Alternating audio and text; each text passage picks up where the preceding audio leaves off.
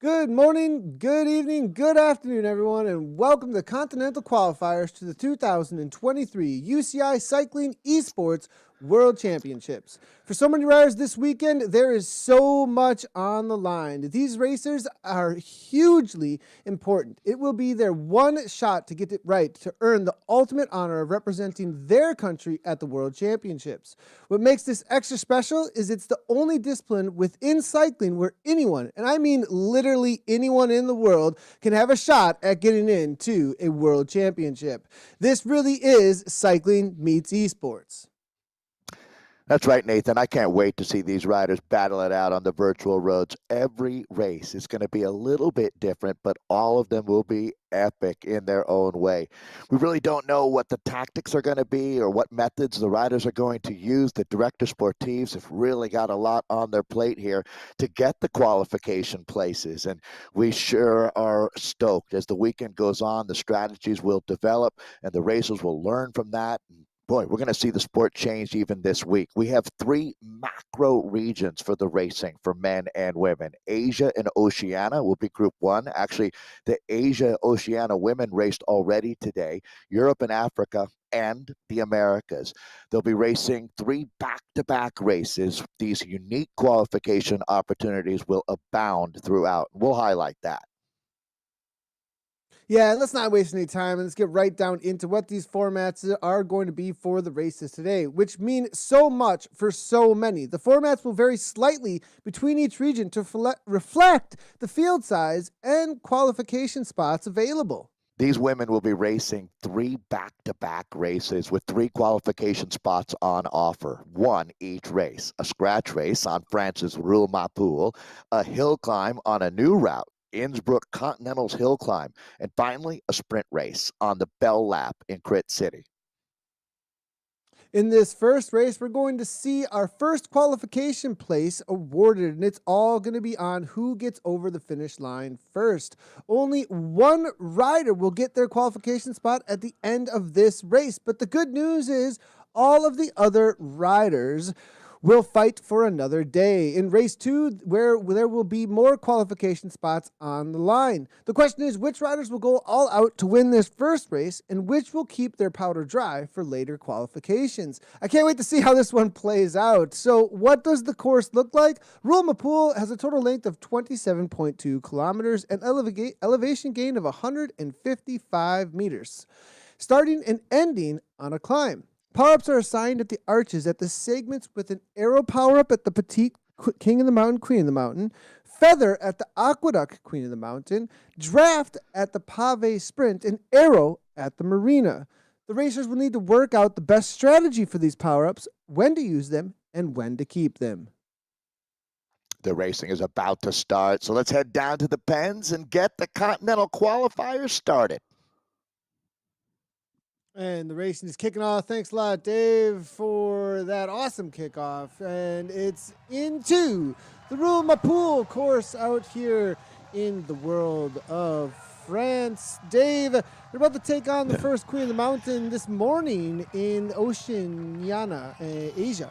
It was very interesting. It was pretty much a track stand, it seemed like, till the final climb. A couple of little goes, but everybody played their cards pretty cool. Not too many chips were played on the table. But, Dave, I have a feeling things might be a little bit different here in this race. This group is larger and more dynamic. There's no two ways to put it. It's just going to be fireworks. And what a way to start a bike race, Nathan. Is really, I mean, the toughest climbs are at the very start and the very finish, and that creates quite a story to be told. So who's going to roll the dice early? We'll find out. You know they're going to be attacking out of this group, as that's going to be Haley Simmons moving to the front, always a dangerous rider. Nathan, such an interesting format is it will be 16 women out of Europe and Africa that will be riding at the World Championship based on the qualification here today. Earlier, we already have three women that'll be racing at Worlds. Two Australians, Vicky Whitelaw and Justine Barrows. Congratulations to those two. And then out of Hong Kong, it's Lam Kong taking that spot. So it was great racing, but a smaller group. Nathan, back to you, as you're right. I mean, this is a massively talented field that we've got. I mean, I'm looking at some of the names on this start list to look out for, but let me send a get well, Nathan, your well acquainted with your fiancee, Gabriella Schumann, but we wanted to tell Gabby, who I'm sure is watching this broadcast, I'll take it on my shoulders here, Nathan, as I know it's been tough. You've been going through a lot, but Gabby get well. She had a really tough crash. A lot of fans of Gabby who would be racing. She was on our start list today, but was unable to take the start. She's already healing and sending good vibes, but sending her good vibes.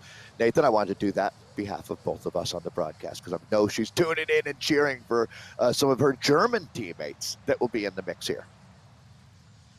100%, and thanks a lot for that, Dave, and to the whole community for everything, all the shout-outs and love that's been shown. The ladies here now, though, as they take on the climbs, they, Beast Mode, I know, have shown up, the German team, with a pretty good roster. I'd definitely be watching out for them. A few of them most likely looking forward to the qualifications for those 14 sprints out on the Bell Lap, our final race today. The way that they're qualifying for that is so interesting, Dave, and it's going to change up the way that this race is raced, because the top 50 go through, right? And from there, we've got the top 25 that go through.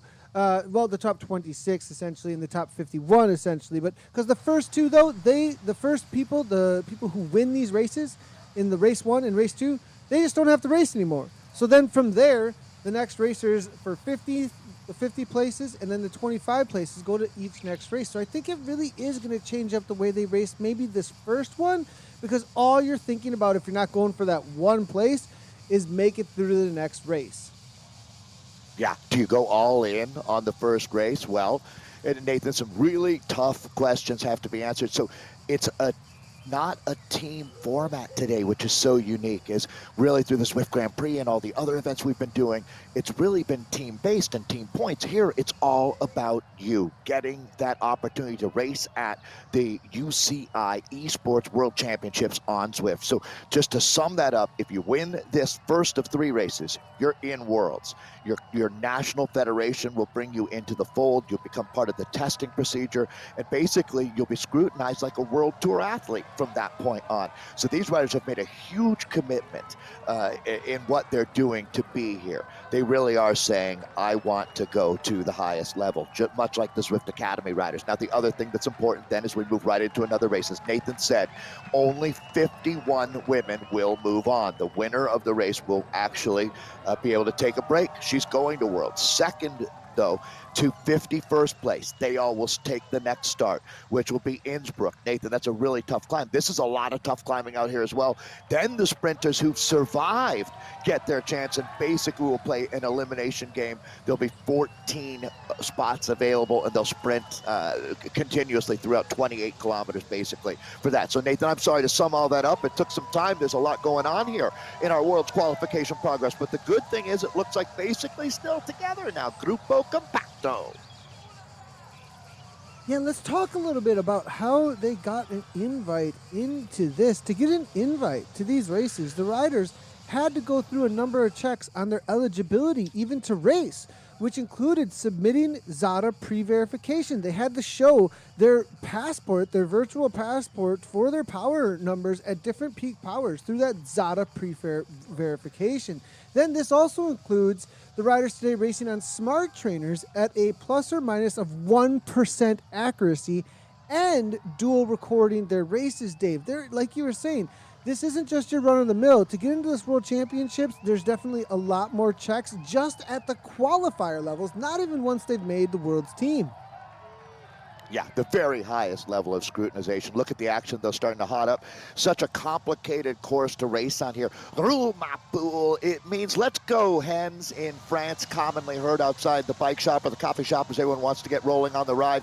I think all of us Zwifters would understand that in real life experience. And let's roll, chickens. Well, right now they are hitting hard at the front. That's Charlotte Kohlkloff. You can see the British. So a lot of British riders, a lot of German riders, and we're going to start seeing Swedish flags, no doubt about it, Nathan, as this is, well, again, Europe and Africa combining to pick up the 16 spots available to race your way. But one thing's for sure, win and you're in, baby. Let's see who's going to pull that off in race 1 of 3 out here today. Nathan, back to you, because it looks like a little bit of a split being made there. Yeah, what's interesting, Haley Simmons, as well as a lot of Cryogen teammates who are all riding for the UK, it looked like, were pushing on the front. You can't win right now, Dave, but as you would say, you could lose right now. And if you end up being outside that top 50 because you got dropped on that climb, your race may already be over. And if you're a sprinter who wants to make it to that final, to make it into the top 26, for the Innsbruck on the next race after this, you need to make it obviously over the top of the top 50 here, top 51. That means that there are going to be athletes down to that 78th that aren't going to make it, Dave. There's some athletes that are at risk, and they cannot sleep on this descent. It needs to come back together, and already eliminations might be happening over the top of that Queen of the Mountain right now. Even though we get there a little bit differently, Nathan, it still ultimately is going to be the best athlete that wins out here, who knows how to play the game of Zwift. So that mental aspect's going to come in. So one thing that you see at World Road Championships is that it's always a sprint, if there is a sprint, amongst riders who've been through a lot to get there. The best sprinter who survived after a really rugged day. And that's what it's going to be for these sprinters as well. If a Katie Loker can make it into that final today, she's earned her spot. She's got a fantastic sprinter. Sammy Stewart, the firefighter there. These are riders that are known quality sprinters, but they're going to have to get through too. And if you don't enjoy climbing here on Rule Ma Pool, Nathan, it's going to get even worse coming up in Innsbruck. Yeah, we have a special course that was designed specifically for this race. It's the Innsbruck Continental's hill climb. It goes reverse over the leg snapper and reverse over the top of the Innsbruck climb. It is one of the hardest climbing sections of anything in the worlds of Zwift. And the reason I say that, Dave, is the leg snapper, with the sharpness of it, even though it's the reverse, comes at you a little bit slower. But then after that, we saw this morning pretty much, I think it was more double digits percentage gradients to the top of that climb than it was not. It is one of the most difficult climbs when it comes to climbing in the world of Zwift. So yeah, you're 100% right. This is going to be a challenge out here today, and it's really going to bring out all of the talents that you could possibly have within the discipline of cycling. One more thing here, Dave, when it comes to equipment in game, it's a question that comes up a lot for the viewers, as well as obviously the riders would have been thinking about this coming in. What kind of equipment do I need to be thinking about when it comes to in-game? Well, their in-game equipment is also neutralized to have the same performance characteristics, and all riders will have the same power-up choices as well on the route. There's going to be no RNG, that's random number games, that will be thrown at them. Instead, it's going to be more about strategy, as these power-ups are given at each one of the arches. It's going to be really interesting to see how that plays out differently, Dave, because this morning we saw a lot of strategy as to when, how, and where they were going to use those power-ups. And with them being able to plan it, Dave, it makes it really interesting for each one of these racers. Yeah, I agree, Nathan. So you're telling me that Tron bike that I rode 80,000 kilometers of climbing for isn't, so yes, you still get to show it off, but it's the same as any other bike. And Nathan has taught me a lot along the way. There's actually bikes out there that might be slightly better on the climb than even the Tron bike. So that bike is not always the ultimate machine. But thank you for making that clear, Nathan, because there's a wide level from beginning Zwifters who could be jumping in their own races, but most of these riders have a tremendous, very rarely will you see an under level 30 Zwifter in a group like this. We have a moment to chat, Nathan, because there are no bonuses per se at the Aqueduct or the Pave or the Marina, the infamous spots along this Rule Ma Pool course today. Typically, if this were a ZRL throwdown race, we'd be looking at a bunch of action through there, but this is a standard, well, it's hardly anything but standard, but it's a point-to-point race with the first woman over the line getting that coveted spot at the World Championships, and she'll immediately be in contact, if she's not already, with her national federation. It's worth noting, with all the countries around the world, Nathan, these spots, like if you take, for instance, a team like, let's use Germany, they will have a very strong team no matter how it goes here today. If they're able to get a couple wins and then put some riders in the top 14 at Bell Lap, that'll really enhance their chances at the World Championships, no doubt. So This does not take away from one of their national selections. It adds to the team. So if you've got a talented rider, I'd use Kristen Kolchinski. If she has a great race today for America, that's just a bonus because she was going to be on the team anyways. That's a good example of that, Nathan. Yeah, widens things out a little bit for the team, the National Federation. This is Palona Itkin. Always love this rider. She's one of those awesome stories. We actually saw her with some celebration with her daughter running in after she won a sprint in the Zwift Grand Prix actually a couple weeks back. Great to see her. A rider who obviously has a ton of concentration, and it's going to be interesting to see. I was thinking about her actually prior to the race and whether or not she can show up for the sprints in the final. This is a rider that I have a feeling is going to be right on that bubble of, we saw this earlier with Vicky Whitelaw specifically, because she's really talented, right? Vicky Whitelaw, extremely talented, but does she shine at the sharp end of these specific talents? I'm wondering if Palona has that when it comes to maybe some climbing prowess or the sprinting prowess that she may need in order to get this qualification ticket, because you do need to really shine in some specific areas to win out here today. There's a rider who could win. Haley Simmons there. Listen, bike racing in real life or esports, it's always going to be about risk reward. In order to win, you're going to have to take a huge risk out of this group, no doubt about it. And I don't even know that it's worth it. There's only maybe, Nathan, 5 riders in my mind that it would make sense to go all in on this race, as you will be paying a price later. It's about, let's call it a 15-minute turnaround. So these athletes will recover very, very quickly in between races. You've got to make, again, the top 51. So that's a fairly large window there from first, guaranteed the spot. 50 other riders will get another crack at it in Innsbruck. There's another attack, and it's going to be, it looks like, is this the Norwegian? Wow, a lot going on there. Nevins was up there a little bit earlier. Haley Simmons is the rider that we're looking at right now out of the United Kingdom. She races with the Movistar team, but not today as she's racing for herself. Looks like today we do have just a quick little update on the numbers. We have 57 starters that have showed to the start line, which means a little bit of a change up on the numbers. It would have been 27 if the total start list that we had preliminary would have been here.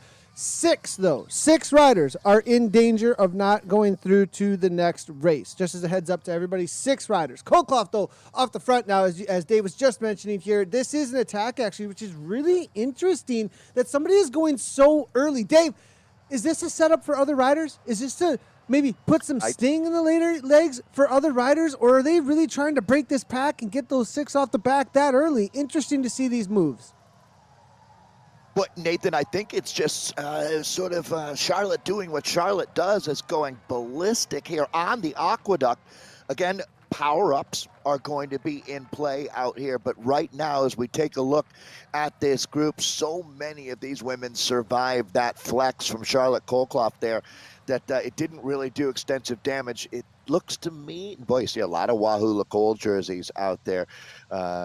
It's really nice to see how this team has become a worldwide powerhouse, esports, in real life, you name it. Both very impressive, but we're back now. Gabrielle Norden is the Swedish rider here. Nathan, I'm really thinking about that one spot out of this group right now, to tell you the truth, because it's pretty close to 50 riders right now in this peloton. So in that musical chairs, there's only a few riders that won't get a seat in the next race. Who's going to punch their ticket to the World Championships? Unfortunately, this is going to be one of our riders that looks like has fallen out of the slipstream here. Lucia Blanco. Now, this is interesting. This is the 51st rider out on course right now. Number 51. She needs to hold this spot. If she is caught by the chase group behind her, she's going to have to battle with any riders. If there is even a group behind her, if there's a few riders that are starting to coalesce together, group up, and chase her down, there's also a small group up ahead of her that if she can just get on terms with them and start working with them, she will have such a better chance here. She does have, as you can see, 1:23 is the time back from the lead group. So we're looking at about, I'll say 30 seconds, a little under 30 seconds or so, to that Tomlin, Gomez, Visser, and others behind Blanco. She just has to focus on making sure they do not catch her. But this is a huge energy expenditure. She's actually putting out probably more than any of those in that front group. Look at the numbers in the front group, Dave. So going back to the front of the race, Nathan, this is Charlotte Kolkloff, who has distanced the group. So this is our leader that we're looking at now. There's really two races going. Actually, there's more than two races going on right now. This is absolutely mental chicken oriental going on here. Now, I wanted to note that it's really about 12K of racing for Charlotte here at the Vanguard. This is the tip of the bike race now, the tip of the spear, as Charlotte here has gone solo. That gap, though, is, let's call it 4 seconds right now to a very strong chase group. But this is a big play from Charlotte Kolkloff. We'll monitor what's going on at the back of the group to see everybody who had, because there's going to be some quality sprinters that are going to be really fighting, and remembering that we've got petite KOM, in this case petite QOM, to look forward to here for the women, as there's a lot of meat still on the bone with this course, Nathan. A lot of climbing still ahead of us here. Interesting to see Alice Lethbridge starting to chase her down. Now remember, the country flags, within those countries, though, there's going to be trade teams that make things a little bit interesting. There's plenty of cryogen we're seeing showing up within the UK, but as you can see, Alice Lethbridge, she isn't that interested in allowing Kolkloff to get too much distance just as of yet. We saw Jaden Yager in the men's race on this course, actually, over the ZRL, break away and stay away. In my race on this exact course back on the Zwift Racing League on Tuesday, we saw vegan cyclist get away, Tyler Pierce, and stay away for the win. So you can do it on this specific section. Of course, we've seen it many times. Haley Simmons looking to go across. We're looking for a breakaway, it looks like, for some of these riders, but big risk and big reward, Dave, with only one of them that gets away in a breakaway, able to actually make something happen. I have a feeling a lot of riders are going to be sitting in and just waiting for the top.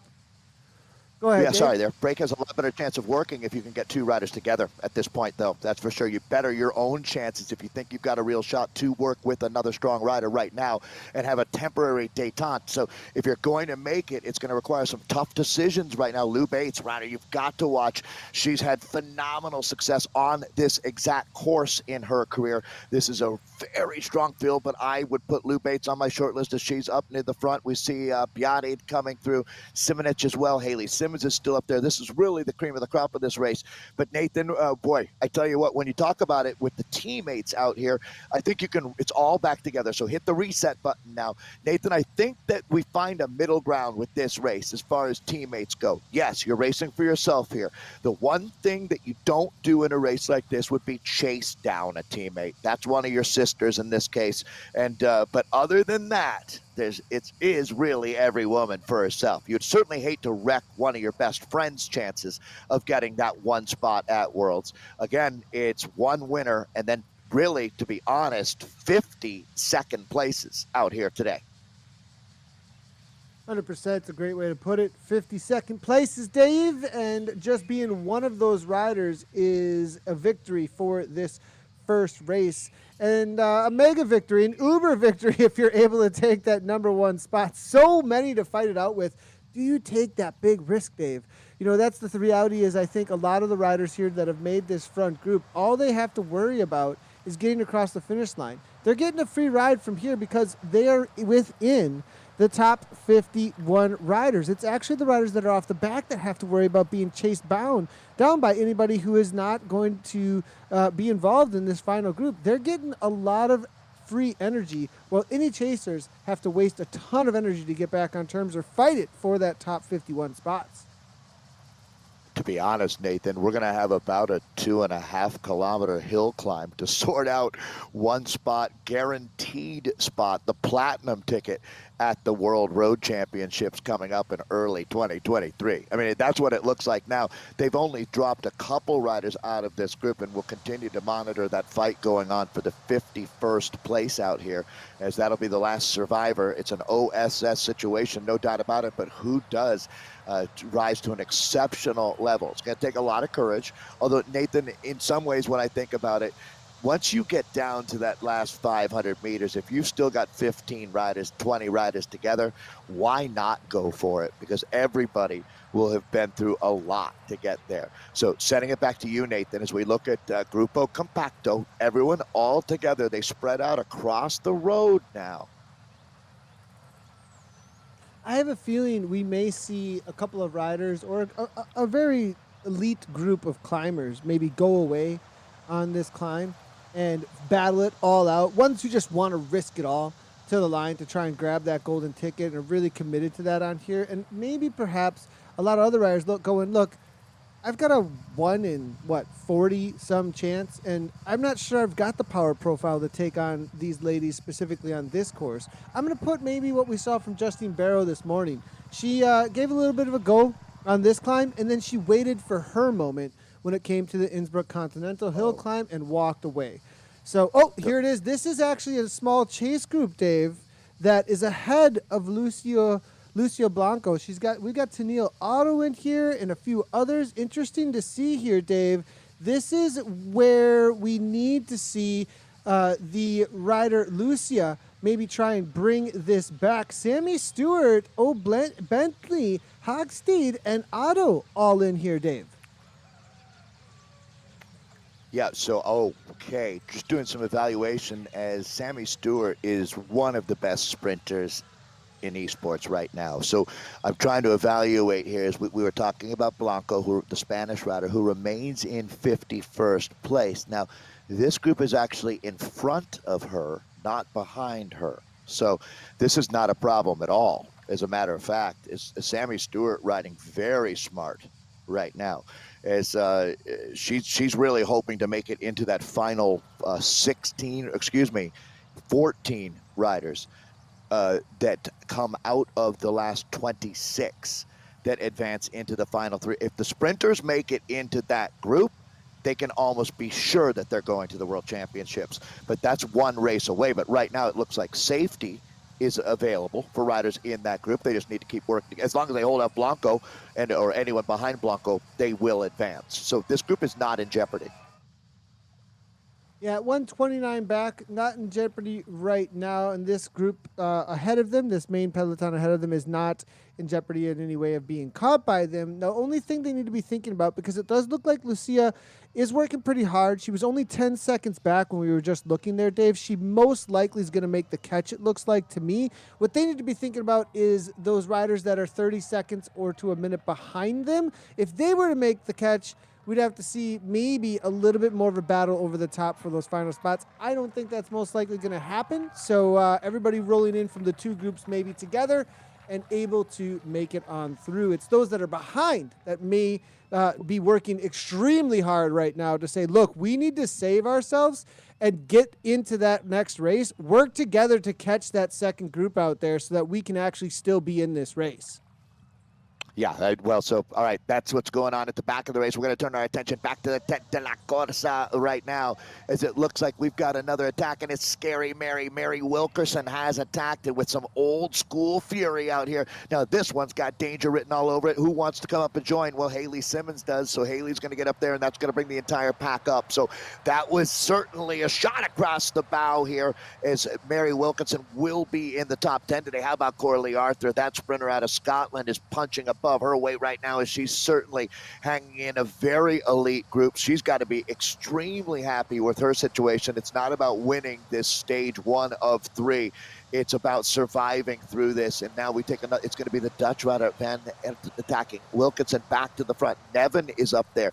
The Norwegian, oh boy, what a mix we've got going on right now, Nathan. Everybody really just positioning, as it looks like we're just hightailing our way to the bottom of the climb here. Yeah, Lethbridge here making her way to the front, but all spread across here at the moment. Nobody really sticking their nose in the wind. Nothing over 2.2 watts per kilogram. We're seeing something similar to what we saw this morning.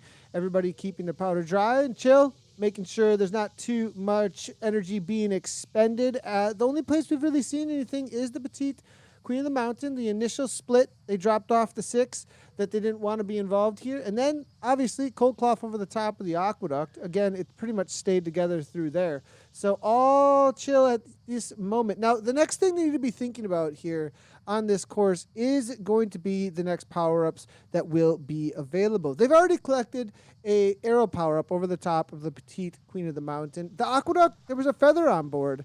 The feather on board that they may have at this point may be used, perhaps some of them saving it for the climb. Now, I'm getting word that the chase group are catching up at this point. They were 129 back. That says a lot, Dave, about how slow this front group is going. But at 2 to 3 watts per kilogram, it makes a lot of sense to me that they would be coming back. Blanco is catching the group that she's been trailing or getting closer, as that's actually still a pretty significant gap to close down out here as we're inside at 9K to go. So a lot going on. It's not just really the blowtorch going on at the front, as we've got a lot of active racing going on, and that's what's so fun about this format. Yeah, as you see, Blanco, she's got them within sight now, but we'll see if she can close that down. It is very motivating when you can see that group up ahead, and those little undulations through this section of course are going to give her the opportunity to punch and carry speed over. That group ahead of her is not too large, so it's not going to get too much of a snowball effect through any of this. So I have a feeling she is going to make it back to there. Then the question is, do they make a chase or just work together? Because luckily for them, they're 51st spot. Right, that goes right back to the cutoff, and they can just roll in together, and they don't even have to fight each other for it. Their next question is really going to be about the Innsbruck Continental climb.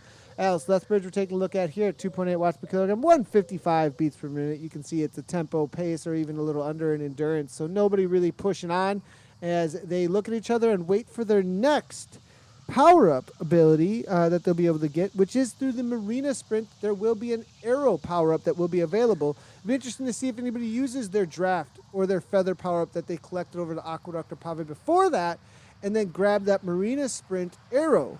And that'll be the last power-up before they hit the final Queen of the Mountain, Dave. I'm looking for some dangerous riders, Nathan, who, and I'm not sure that all of them are still in this group, but I do see some multi-sport talents like Rachel Brown and Lizzie Brooke, another rider that might be dangerous attacking before the bottom of the climb. You certainly wouldn't want to underestimate them, and I believe that this will be right on cue again. There goes Rachel Brown. Yeah, off the front here, interesting little bit of a move. It looked like that was coming from Cecile there, but then it's going to be Ulrika Harmsen off the front here. She rides for Roca Corba for a trade team coming out of South Africa. I'm not sure if that was a move or what was going on there, but definitely was a cover there real quickly. But that was a lot of speed coming through the pack from the Movistar rider. Oh, you feel it ratcheting up, don't you? It's like a ticking time bomb going on right now. There are, I'm going to guess, Nathan, around 10 riders here who think they've got a legitimate shot. That you got to look around. You got to be situationally aware in racing. And at the front of this group, you want to see who's going to be going for it. Recalculate what your chances are, and then we've used the term a few times today, the risk reward. Is it worth it going big for the guaranteed shot out of race one, saving it for race two? I got to be honest, if you've been struggling in the climbing that we've seen so far, the Aqueduct and Petite KOM, you ain't seen nothing yet, baby, because the speed they're going to be going up this time will be much quicker than what we saw before, and there's no doubt that the next race is even harder climbing. So if you've been struggling, it'll be really tough to try to redouble your effort and get up to the front of this group, because these ladies are about ready to go ballistic, Nathan.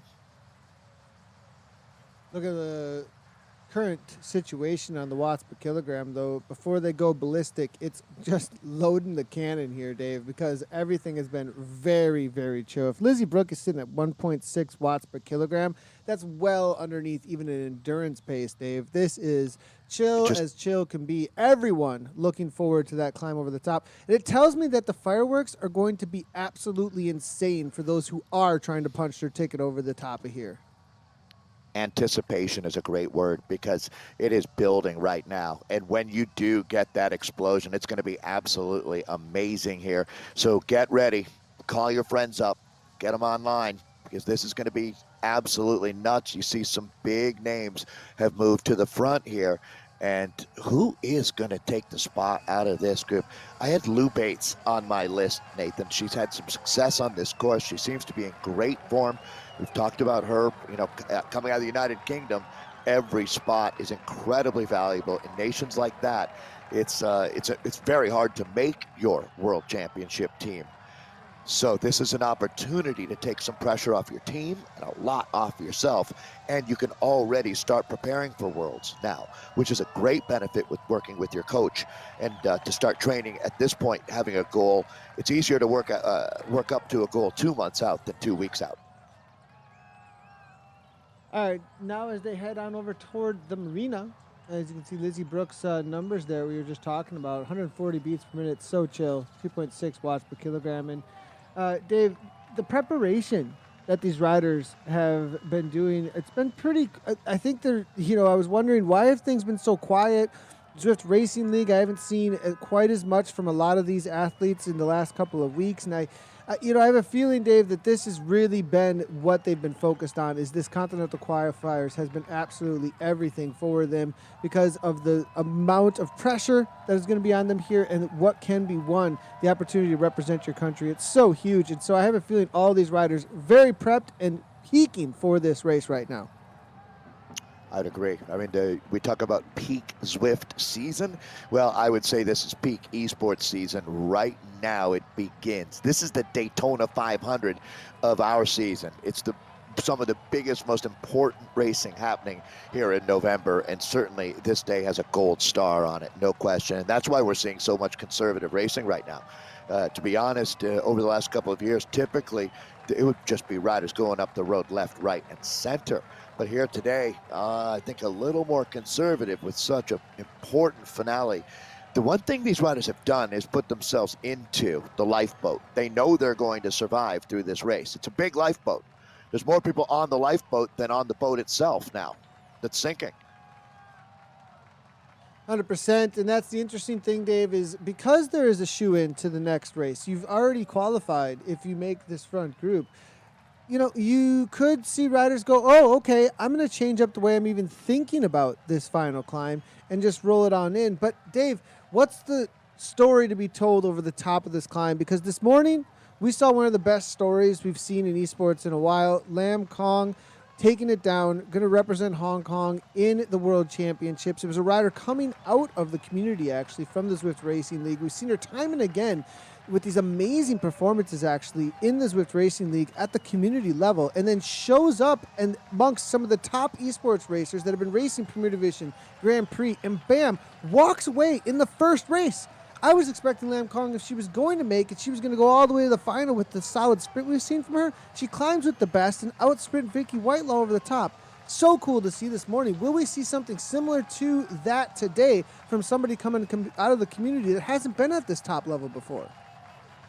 Nathan, you give me goosebumps. It's so exciting to think about those moments for athletes. Can you imagine what it was like for her? It was great. It truly was one of the coolest esports moments that we've seen. And we're going to make another moment for you. There's Maria Marb, the German rider. A lot of German flag. Paul is up there as well. But Nathan, you make an excellent point here. You got to dream, and you got to dream big. And that's going to pull a lot of these women. The gravity of that. Mary Wilkinson, absolutely known as one of the top climbers out of the United Kingdom. She could win the Innsbruck race. Does she want to commit right now or save it for a little bit later? There's a lot of questions, but there we go. That is Paul that we're looking at now, the German super talent here. Let's see what she can pull off. Nathan, not everybody is at a level to really understand what the champion standard means, but we are going to find out, no doubt about it, as we rapidly come up on 3K to go.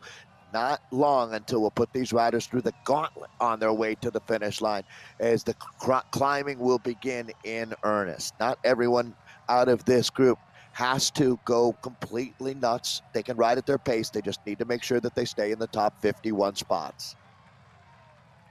100%. And here's the thing, Dave, about this climb. It's really interesting because it is kind of tiered, right? You hit this initial bump, and then it levels out a little bit. You see a lot of 1%, 2%, 3% gradient on this climb with these kicks into that 7-8% gradient and then back down. And then the final over the top is really where things can be won. It's usually a smaller group and not a single rider that gets away over the top, and it ends up being a sprint situation with a few meters between them. Now we have the initial kick here. Lou Bates on cue, 6.97 watts per kilogram. Battersby, their responses are coming, and this is going to be the first peppering of this field. Look at the speeds, Dave, as they walk away from each other. We're not moving pawns around on the chessboards. We're moving around knights and bishops and queens. I mean, this woman is a monster, and that gets Zoe Langham. Zoe, another certified super talent out here. So it's going to be two of the English women throwing down. And now, Nathan, you've got data points to work with if you're up on the front. Do you want to get involved in this throwdown, or do you want to wait a little bit later? The next climb is going to be brutal. It's 480 meters of climbing in race 2. So do you want to take this one on? Because this is the contenders. Lou Bates in the mix. It's going to be Mary Wilkinson coming up to ride. The Dutch woman Van Aert is there. Who else have we got? Charlotte Kolkloff moving up. Goxie Paul is there. Alice Lethbridge making this move. And it's Battersby is in the mix. So this is your call to arms. Ladies, let's get it on as the cream of the crop is riding to the front. Nathan, I'm going to throw it back to you as we have one rider rocketing up and going through. It's Haley Simmons, Nathan.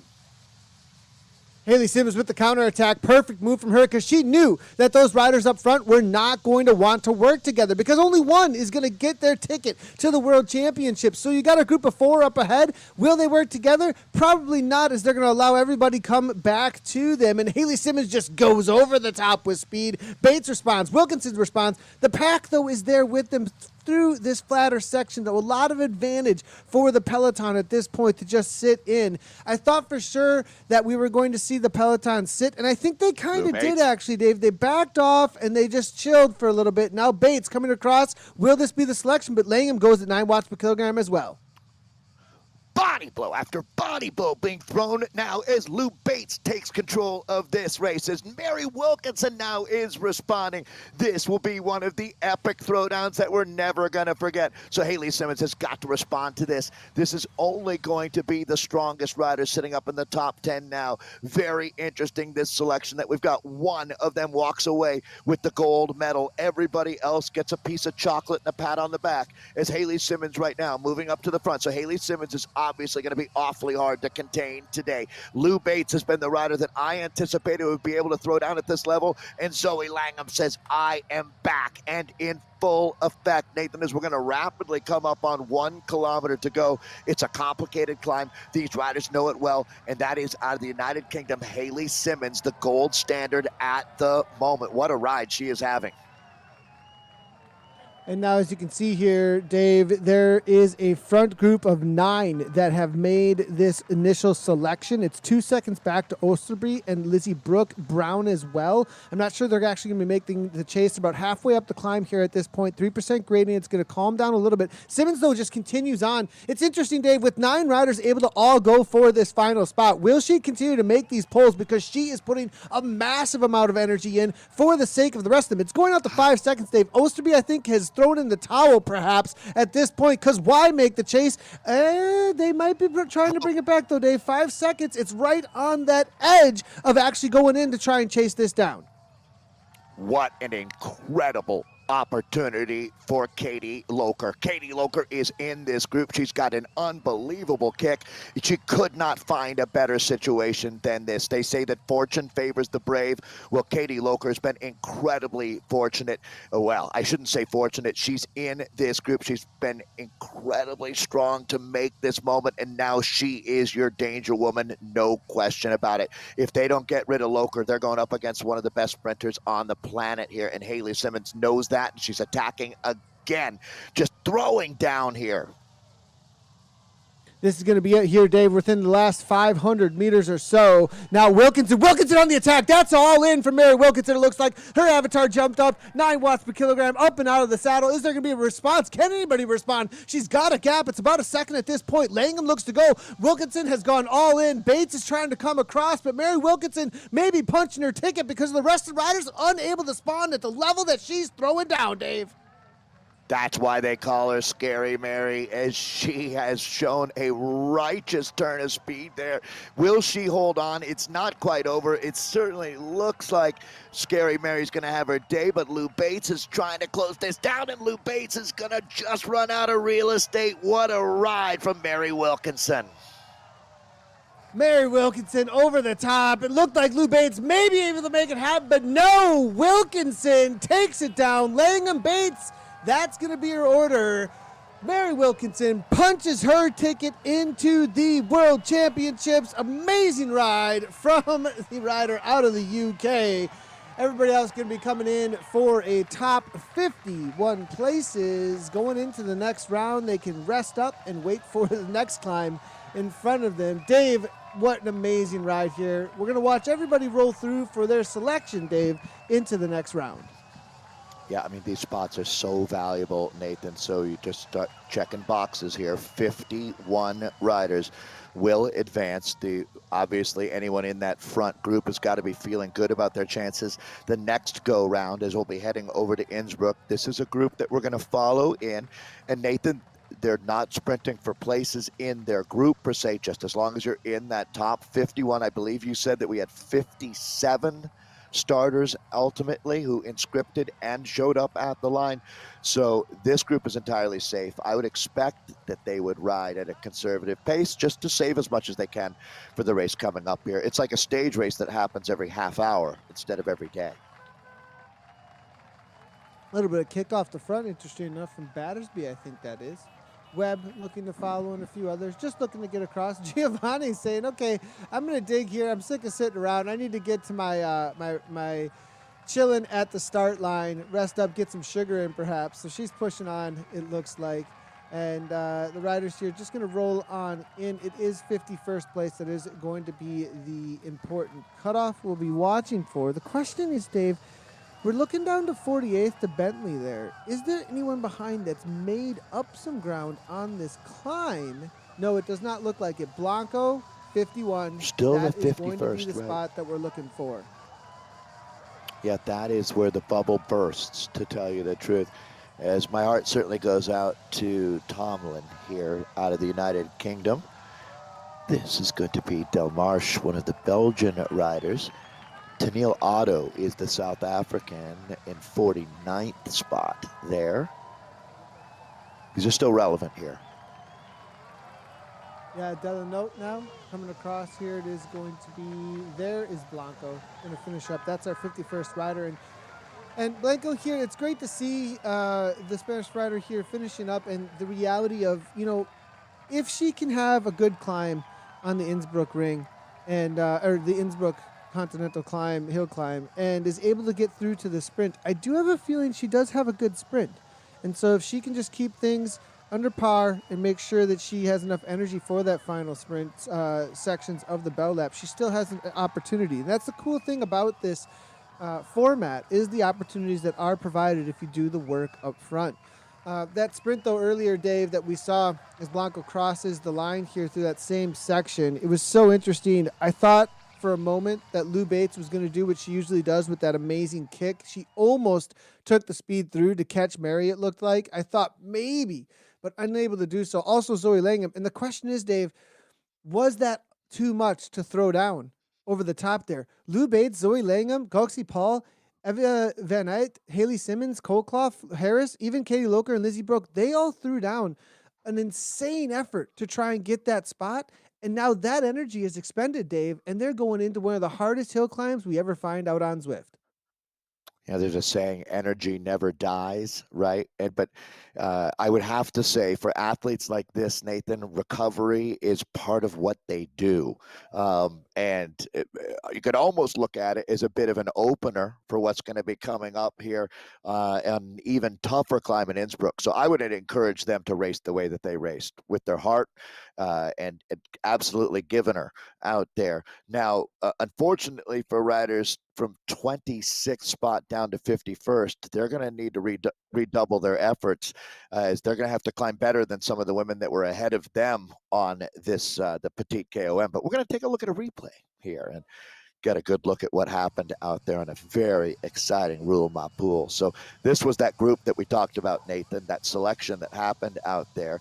It was certainly interesting to see Katie Loker's name in this group, but she was going to be up against it, no doubt, with riders like Lou Bates and Mary Wilkinson. And this was the moment that Mary Wilkinson decided enough was enough, as she hits out. Let's see who could respond. Yeah, front to Nobody. back. The back to front attack there through, and it was Haley Simmons that was on the front, maybe just trying to set a tempo. The tempo was not even nearly what it needed to be for Wilkinson, because Wilkinson kicks, makes a move, gets over the top of about 10 to 15 meters, it looks like. The rest of the riders trying to respond. I think Lou Bates, they're also with an arrow power up at the last moment. Look at her avatar jumping up and out of the saddle. She was way up over on the watts per kilogram for what Mary was putting down at this moment, but this could not hold on to that kick to come across. Wilkinson just with the perfect timing with that arrow power up to carry just enough speed over the top here and hold on while she was being chased down by Langham and Bates, but unable to make that juncture. And Wilkinson, she punctures her ticket into the World Championships for the British national team. Affectionately known as Scary Mary, a very popular rider in the United Kingdom. Congratulations, Mary. So, Nathan, to give you a feel for the strength of the region that we're racing in right now, which is Europe and Africa, they've allotted, and there's a really interesting way that they came to decide how these spots would be distributed around the globe, trying to give opportunity to riders who might not already have a federation that's in the mix, or whatever the case may be. This group received 16 spots in the allocation in comparison to 3 spots that went to Asia. And the Americas will be racing for 6 spots a little bit later. So that gives you some feel for how many strong Zwifters and esport racers are in Europe and Africa right now. This is the toughest group to race in. 100%. And it's all about making sure that the quality of the field as well as the depth of the field when it goes across the world is represented really, really well. And obviously, Europe and Africa coming with some of the highest quality that you could possibly have and the most amount of racers to try and jump into a world championship. So with 16 riders going through, we've already selected one.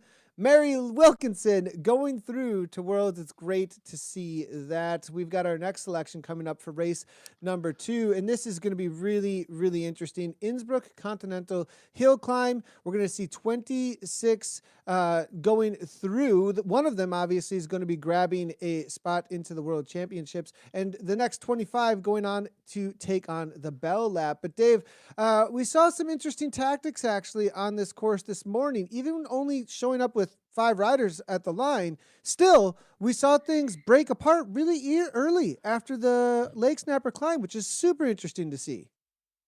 Yeah, little apples and oranges, I'd say, as far as this group's so much more depth here that it will split, but the split will be way more than 5 riders. It'll be, I would imagine we'll see 20 riders surviving. The proof will be in the pudding and how they want to race the race as well, no doubt about it. So as we, I guess the good news for this group is that Mary Wilkinson won't be racing, so you don't have to worry about that.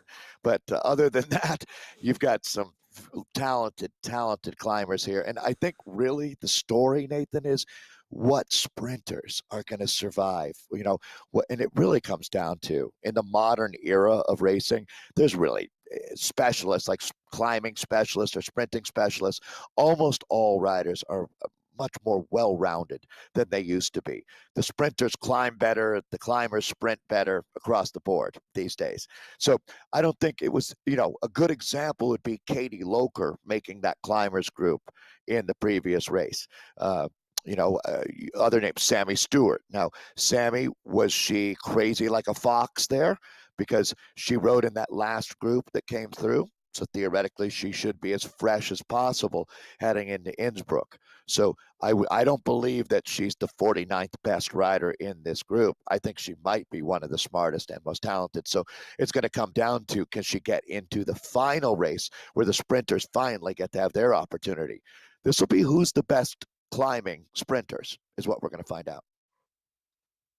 Yeah, we're going to have 2 races, I think, Dave, that'll play out in front of our eyes. We'll have a race for that one spot that you can grab on the Innsbruck Continental Hill Climb. And then you'll have a race for that last spots of elimination. The sprinters who are saying, okay, how much work do I have to do here to hang on to get into the Bell Lap? And we may see a pretty good battle play out at the back around that 30th to 20th grouping that may start to establish itself on the climb. And I really have a feeling a lot of our focus for that second race that we'll see here, because the first race, that'll be decided amongst the climbers. They're going to give their go, and we're going to start seeing a battle like we just saw between Lou Bates, Zoe Langham, Lizzie Brooke, these types of climbers. They're going to go ahead, they're going to have their race, and we're going to find that one person going to Worlds. Then we're going to be looking back to see, okay, who's around number 26 right now? Who's saving something and is saving maybe too much and taking too much of a risk and needs to really make that battle to make sure that they make it through to 26. I think Sammy Stewart, Katie Loker, there's a lot out here. You know, it's interesting that you said that, because Sammy Stewart, was she just kind of keeping her powder dry? She knew she was making it through. And Loker, she put there was a lot of chips at the table. She really burned some matches to be in that front 10 that may not have had to been used. So we'll see if she's got something saved up for the bell lap still to make it through in that top 26. Well, all right. Vicky Whitelaw, Justine Barrows, Lam Kong, and now Mary Wilkinson have all advanced. We're going to be, though, changing the math on you a little bit now, because we went from 57 riders. Now we have 26 we have 51 at the start line now. We're going to be down to 26 riders that move into the next race. But here we are in Innsbruck. This was a purpose-built course for this event. Very cool to have the Innsbruck Continental Hill Climb. Nathan, a climb you know well. We always thought the leg snapper was going to go down as one of the most infamous climbs in Innsbruck, but I think this one might change that story a little bit, as there's going to be heroes made out here today. Let's talk about the Continental Hill Climb and how tough this is going to be. The first half looks pretty reasonable. It's the second half where the story's told. Yeah, what's interesting is that you do get a draft power up. You take a right-hand turn toward the first sprint arch on the reverse of what would be the Innsbruck Ring. That will be a very familiar course to a lot of you who race out on Zwift. It's used a lot of times in our community for the forward direction, where you would take a left-hand turn out of the pens. Instead, though, they're going to take a right-hand turn and make their way on over toward that sprint banner. They'll collect a draft power up at the sprint banner. They could use that up and then grab a burrito over the top of the reverse leg snapper if they wanted to, with the new arch that was recently put there in the last couple of months. And then they make their way on over toward the bridge that goes over the highway and train section of Innsbruck. And then it's a right-hand turn right into the lower slopes of the reverse Innsbruck Climb, or now known as the Innsbruck Continental Hill Climb, a course specifically made for this Continental Qualifiers. Actually, Dave, this is not a event or course that we've ever seen before prior to this Continental Qualifiers. Yeah, and what a unique situation on a course that they're not familiar with, to have a situation where there's really two spots that matter out here: taking the win, and that moves you right into the World Championships, and then looking back at that 26th spot out there, where that's the end of the line. So we've got some great racing to look forward to. I'm sure the ladies are, it's a quick turnaround from a tough Roule Mapule race, and they are hearing 2 minutes, or inside of 2 minutes to start now. So here we go again. Yeah, it's interesting, this new format, Dave, the way it allows things to shine.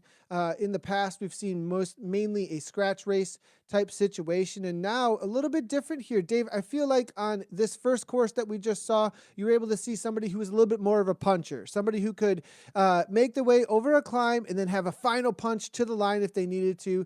Now to this next one, like we saw with Justine Barrow, we called her feather on wheels, and she just walked away. And I have a feeling we're going to get more of the pure climbers. You know, this really is a 15 to 20 minute effort. It's an FTP climbers course. If you're lightweight and you've got a lot of power over a longer period of time, you can walk away from a group. I love it how this allows for one rider to really show their talent as a climber and grab that ticket. And then the final race with these new format, you're able to now show off your sprinting prowess and your punchiness for 14 riders out there today. It's going to be really cool to watch this play out, because this is what the World Championships format is going to be going toward as well. Yeah, this is the future of racing and esports, without any doubt, Nathan. And yeah, my heart goes out to those riders that are the sprinter type rider that would identify as a sprinter, because this is not where you have, it's not your forte, what you're having to do to get into your bread and butter type event. So, and it really speaks to the breadth, the quality of riders that we have, and just the all-around ability that you need to be successful in esports as well. You really do have to be a Swiss Army knife of bike racers. So they're going to get right into it now. In the previous race, and again, they were down to 4 women that took the start in Oceania. They rolled to the bottom of the climb. I expect it to be a little more animated with this group. Yeah, definitely a little more animated with less spots up for grabs in this race. I have a feeling there's going to be a little bit more aggressiveness to try and make that selection. Let's head right down into the race. We'll be leaving the pens and taking that right-hand turn. We'll see what kind of aggressiveness kicks off from the start. It's beast mode on the front. Haley Simmons again, Dave. We've seen her toward the front of these races over and over again. Talk about a rider who's anxious to get things going. Now a beast mode rider making their way to the front as well. We saw Bruni, interesting enough, on this course walk away in the Zwift Grand Prix actually a few weeks back for a TT effort. Will that be Bruni on the front trying to get a little bit of a gap because she may not want to climb head to head with some of these riders?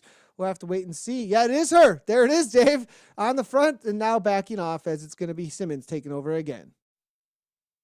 Well, and you think about now, what if you do hit out, it's got to be for a really good reason at this point now, or else stay back in this group and save it for the climb. So unless you're a tactical mastermind, I don't really see any reason at this point on the course. I mean, all you're really doing is playing into the other rider's hands by attacking here on the flat. So it'll be interesting to see if anybody wants to cut against the grain out there. It might take a few riders agreeing. There's Blanco, our 51st rider, up there near the front, so just trying to stay out of trouble. Get her nose back up in the wind. Be interesting to play the numbers game as well. You know that it is the top 26 that do go through. If you find yourself in a group that's in the top 26 with a gap to anybody behind, we could see another situation where people start reserving energy for the final race. We'll have to wait and see if that plays out in front of us. It's going to take on this straightaway for another half a K or so, 500 meters or so, and that's going to be a left-hand turn into a little bit of an uphill that will go into the sprint banner. That's where they're going to collect their first draft power-up, their draft power-up for the day, and they will be able to use that anytime throughout the rest of the race. It may be useful on the climb at some of the sections that it does level out if you are suffering, but there's also a burrito available at the top of the leg snapper. Somebody that's looking to go on the attack may be just saying, let's forget this drafting power up, use it up, conserve some energy over the top of the leg snapper, Dave, and then grab that burrito to go on some attacks over the top of the climb. That one coveted spot will be handed out to a rider in this group. Everybody right now not wanting to show their hand, not wanting to risk anything, as we can watch the 11.3 kilometers of racing now is what remains. The sting is in the tail. I mean, this climb is brutal. Some of the steepest roads that we see on Zwift. So these sprinters right now, Nathan, I think just watching the seconds tick by, to tell you the truth, before the reality of what this climb is going to be all about. There's no quarter asked for and no quarter given out here in esports, as we take a look at the Peloton, still waiting for our first significant attack out of this group. Sonia Cecile coming out of Poland. She's got 169 races underneath her belt. She's been racing actually in the ZTPL, a Polish racing series that she's been taking a part of throughout November. It looks like right up to the 8th. She took 17th back on the 8th and 2 second places actually on the 6th and the 3rd. Very experienced racer, level 44. Got a good kick on her as well, but she's got a 4.5 watt per kilogram 20-minute effort. So I'd be watching out for her to make this through either way for that 26 spots out here today. But she's got to go out there and prove it. We're about to hit the leg snapper. They all collected the drafting power up. It'd be really interesting to see who wants that drafting power up and who wants the burrito coming up over the top of the leg snapper. We're about to find out. All right, entire Peloton still together here. So this purpose-built course, really, we're waiting still to see the rider that wants to roll those dice and attack here on the flat sector. It's such a quality group as well, especially knowing what they just survived. It takes a lot of moxie to want to try to split this group up at this point, Nathan. So I don't think anybody wants to take that task on hand. A little bit of information on Sonia Cecile, actually riding for that Movistar trade team. Actually, she's the mama too. Great to see. Zwift Poland National Championship, actually, of 2021 winner. She also was in the UCI Esport World Championship of 2022 for her 28th place and her 30th place in 2020. So she's super familiar with these kinds of pelotons and this level of effort here, Dave. So I would definitely be watching out for her with that experience. And she's probably really thinking, okay, how can I better those kinds of results coming through here through this qualifier? So taking a look now, I have a Little bit of feeling tack, that so tack there. It looks expecting like Itkin here, Dave. Itkin out of Slovenia. Interesting move. This was the rider we had talked about she'd made a risk like this actually during the Zwift Grand Prix. 7.9 watts per kilogram. And, the type of rider she is, the way that she rides, this is a rider that I wouldn't be surprised if she just goes all in and says, forget it. I want to go from leg snapper on. I don't know if she can get the distance with the reality of how big that pack is here, but good on her to try and go for it. and she might drop riders out the back of that group. And that's exactly what she's doing. This is a tactical master play, no doubt about it. So she puts some riders in trouble at the back. It looked to me like around 15 riders, Nathan, were coming unglued over the top there. So this is not so much about a race winning move as a race ending move for others, I think.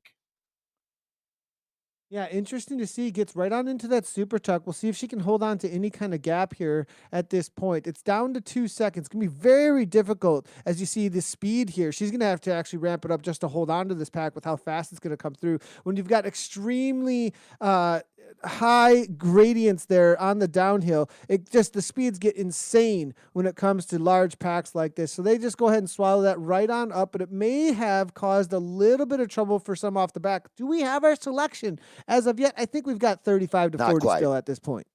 Yeah, I would say close to 40, but yeah, exactly, Nathan. There are definitely riders missing now, and you have to wonder who they are at this point. Great example of what you were talking about with the gameplay dynamics there. As you could see that she had to sprint when she got to the back of that group and make another huge effort just to hold on to what's become the Peloton at this point after she makes the huge effort there on the leg snapper. So we're down to 8.3K of racing. A few riders getting the wrong ticket punched at the back of the group, not the ticket that takes you to the World Championships, but the ticket that takes you back to the pain cave. So let's go ahead and look at riders that are still here. Zoe Langham, she'll be a danger woman. Absolutely expecting a rider of her quality to advance. South African Carly Webb, looking good right now. Things extremely calm, and everybody's thinking the calm before the storm. Off in the distance, they will see the slopes of the climb. They'll be taken on as we take a look at Gabriella Norden, the Swedish rider. Trade team is going to be Swedish Zwifters, one of the most successful teams in the world and well-organized teams in the world by far. They'll be looking forward here in just a moment. Left-hand turn, a little bit of a bump, and then a downhill gradient actually over the bridge, and then a right-hand turn into the climb. We do see a few riders getting back on terms as you see their transparent avatars as we take a look at Norden. They're rolling right on through. Is that going to be Bruni who has dropped off, Dave? Bruni comes through, was actually dropped on the leg snapper, interesting enough, but that's a rider who's got a really steady effort. So it'll be interesting to see if something similar happens on the slopes of the climb. That is a rider who most definitely, if she makes it into the final, I'd be watching out for her for a really, really solid sprint for the top 14. But there's not enough eliminations here at this point yet to make sure that she's a top 26. She's really going to be making sure that she doesn't get dropped again, because that is a danger sign, Dave, for a rider like Bruni if she got dropped on the leg snapper. Was it inattention, Dave, or she just not got it to hang with them? Yeah, you're playing with fire at this point to get out of position, even in this group right now, because they're going to drop the hammer at any moment now. It's going to come, I think, a little bit earlier than what we saw previously in Oceania and Asia, just because of the momentum that this group has. The Swedish Zwifters team is a de facto Swedish national team, to be honest. Not all of the top Swedish riders are on that squad, and definitively not all. There's some very talented Swedes that don't ride for that team, but most of them do.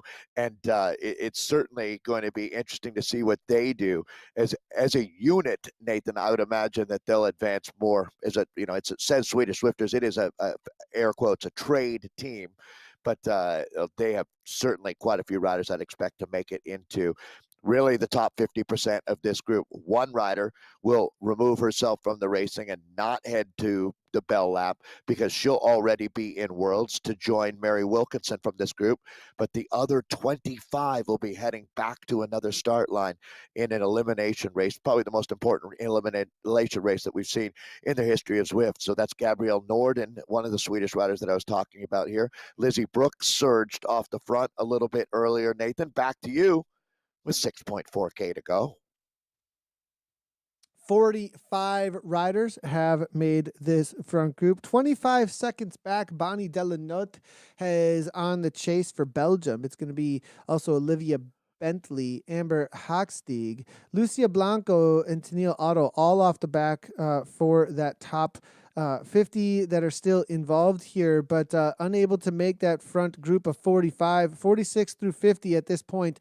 Not going to be there. It'll be interesting to see if they can make their way back on the slopes, perhaps, if somebody really goes nuclear, Dave. But the reality is it's top 26 that get through. So lots of spots to play with still as they head into the slopes here. It's right in front of them, Dave. They go under this underpass and the climb officially starts. All right, Nathan, I'm going to move the conversation then quickly to who's going to win this race and take the spot in the Worlds. I don't want to get past Lou Bates too quickly here after what we just saw, what we've seen in the last month. I know in our previous broadcast, going back last week, I was talking about her being on a run for, I could see her is the world champion wearing the rainbow stripes from the UCI. But I mean, she's on that trajectory right now. That jersey held by the Dutch woman Los Adegist. And Los, as a defending world champion, will be back with her Dutch team. But she doesn't need to contest this event as she's already got her path planned to the World Esports Championships. I'm looking at this group, Nathan. Outside of Lou Bates, anyone stand out to you? I guess Zoe Langham would be another name. For me, it's going to be Mika Soderstrom, Dave. Very quiet that last race. Very, very quiet that last race. If she can climb with the best, we're going to see. We'll see.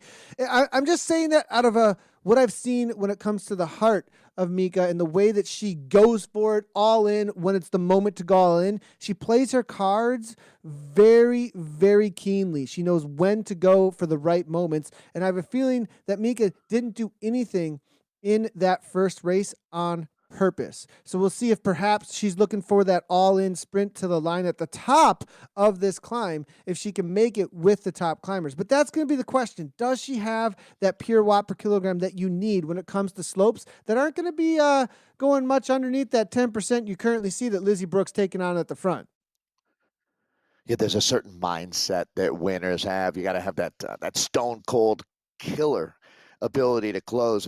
It's one thing to say, well, I was riding in the front group, Nathan. It's another thing to beat said front group. And that's a really, really compelling pick, looking at Lizzie Brooks setting the pace. Alice Lethbridge, another very talented rider that qualifies as a legend up here. Marlene Bjarhed, a Swede to keep your eye on. Charlotte Kolkloff has been phenomenal over the last few months. Koksipal having another strong ride. You've talked about Cecile and Brunley.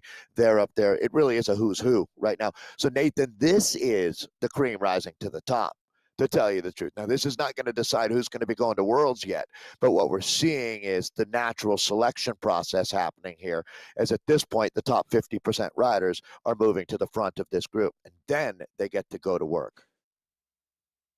Lizzie Brooke doing what she should at this point, in my opinion. She's got that steady power, very high power, and you don't want anybody like Mika or anybody like Lou Bates maybe be able to hang on all the way to the end. You need to really put the pressure on so that the climber slash puncher, the rider who's a little bit more in that 5 minute, has a really good 15-second kick at the end, you do not want them coming with you if you want to punch your ticket through this 20-minute climb. So it looks like Brooke is doing exactly that. Jarheed looking to go across. It looks like Kolkoff is still here. Harris, Simmons, Bruni, Lethbridge has made this. Watch out for her, definitely. Zoe Langham. Katie Loker is still here, Dave. What is this? Loker riding out of her skin when it comes to the lower slopes, but we're just getting started, Dave. This is a long climb, and the initial breaks haven't even really happened.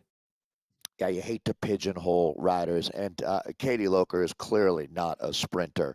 She's just a very talented athlete who happens to be a very good sprinter, but that's just one of many arrows that she carries in her quiver. Look at the selection happening now. Haley Simmons is there. That's one of your big danger women. Lizzie Brooke has really made this happen out here with a phenomenal turn of speed from here. Let's see who else. As Karkloff is there, Beate, Harris, Blue Bates coming up to this group. The Dutch one, Van Act, is right there. So actually, it looks like a bigger group coming together now. So it's like an amoeba, constantly changing. Where is, you got to watch for these lines here now as far as the splits go. And it looks like it's basically coming back together, Nathan, as a front group, but a lot going on right now.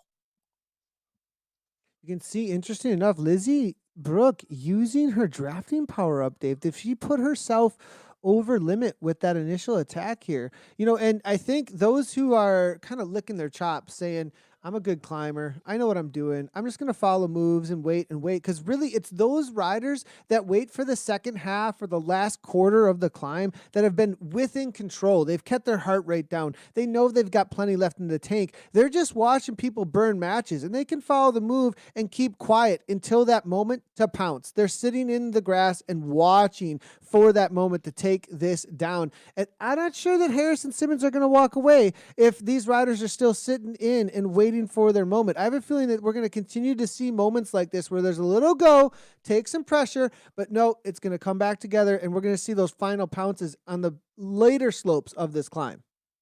Every rider has a rhythm that they like. Lucy Harris is the rider there that's certainly making her name known in lights with the performance that she's putting up right now. As you can see, her teammate Charlotte Kolkoff was right next to her. But some riders like a steady rhythm. Other riders like to surge out there. And it's not just about what you like. It's disrupting. You can see that that's exactly what's happening right now. This race is all over the place here. Haley Simmons is back to the front. Bjarne Kolkoff. Eva van Acht is the Dutch woman who's certainly had a tremendous day. So, Nathan, right now that front group, that's all about riders who know that they're going to advance into the next round. We're looking at 26th place right now as Parovskaya is the rider who is, let's see, is she being challenged for 26th? The Wahoo Lacole rider there right behind her is now taking that spot. Actually, that's your race right there. Yeah, it is going to be a deal. Battersby overtaking it. Sammy Stewart, Dave, is in 28th, right there, right behind. This is what we were talking about. There's a race for the win, and then there's a race for getting through right now. And Sammy Stewart is on the bubble. She's got to stay consistent. She's got to not let Battersby get too far ahead of her. She overtakes, it looks like, Baroskavia, and now it's going to be Sammy Stewart moving into 27th. That's on the bubble, Dave. She needs to get on a deal's wheel. Now we're looking at Haley Simmons. Haley Simmons looking to walk away, Dave. Can she do it is the question. There is a good chase group behind her. 4.5 seconds, Dave? Yeah, this is huge, Nathan. No doubt about it. This has got to have the alarm bells ringing all over Austria now, as Haley Simmons is a dangerous super talent. And beyond it, it's gone to 6 seconds. Nathan, this could be it. Here, I know we've got a long way to go, but this is a realistic bid from Haley Simmons. She's got the talent. She has the ability.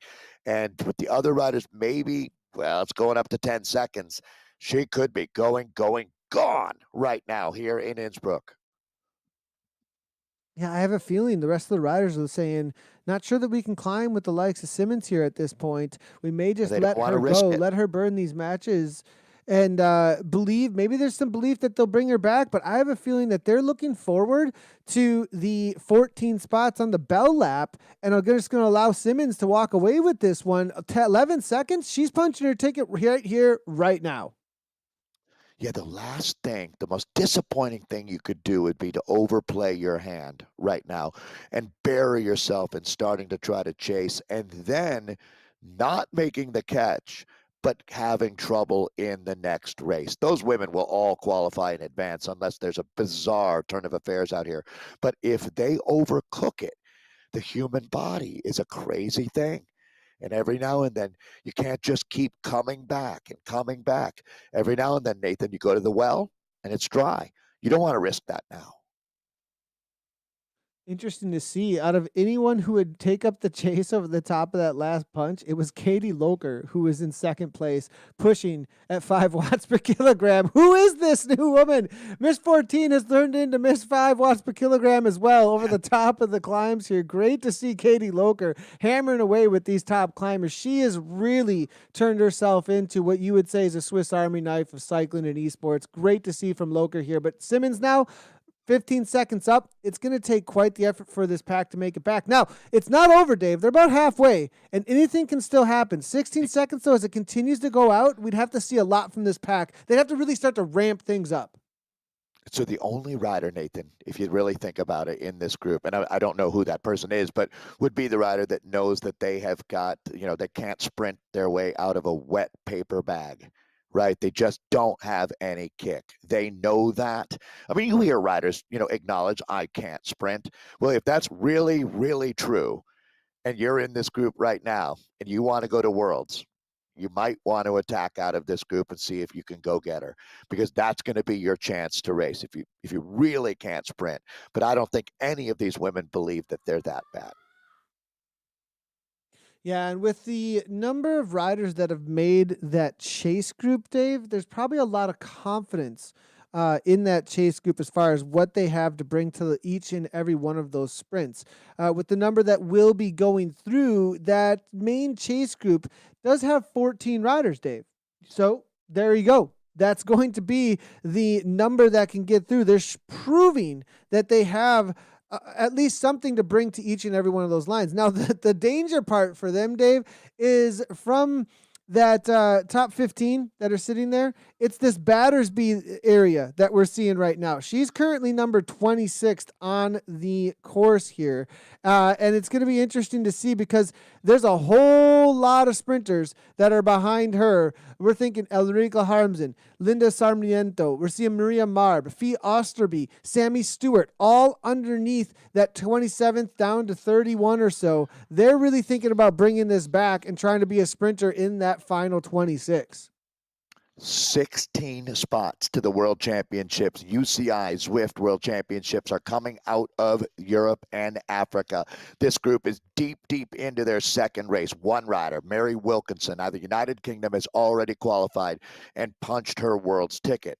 Now, out of this group, there's going to be one rider in this race that also will join Mary, leaving 14 more spots available. Again, 16 total spots. 2 will have been distributed. Those 14 will be sprinted for in an elimination reverse format. Win the sprint, you go to Worlds. 14 times we'll do that, and then this book is closed. Look at the climb here from Simmons. She's punching up into 6.1 watts per kilogram at times, Dave. And she's how far into this climb? 10 minutes or so into this climb at this point. She is a monster here when it comes to taking on this new course that's been released out on Zwift specifically for the Continental Qualifiers. It's a steady pace behind here. We'll have a little bit quicker finish, it looks like, because of the competition for the cutoff than what we saw in the Oceania Asia this morning here. At 31 seconds, though, Dave, I really think that this is said and done. Interesting, though, to see Loker, Brooke, Langham all in the 6 watts per kilogram as well.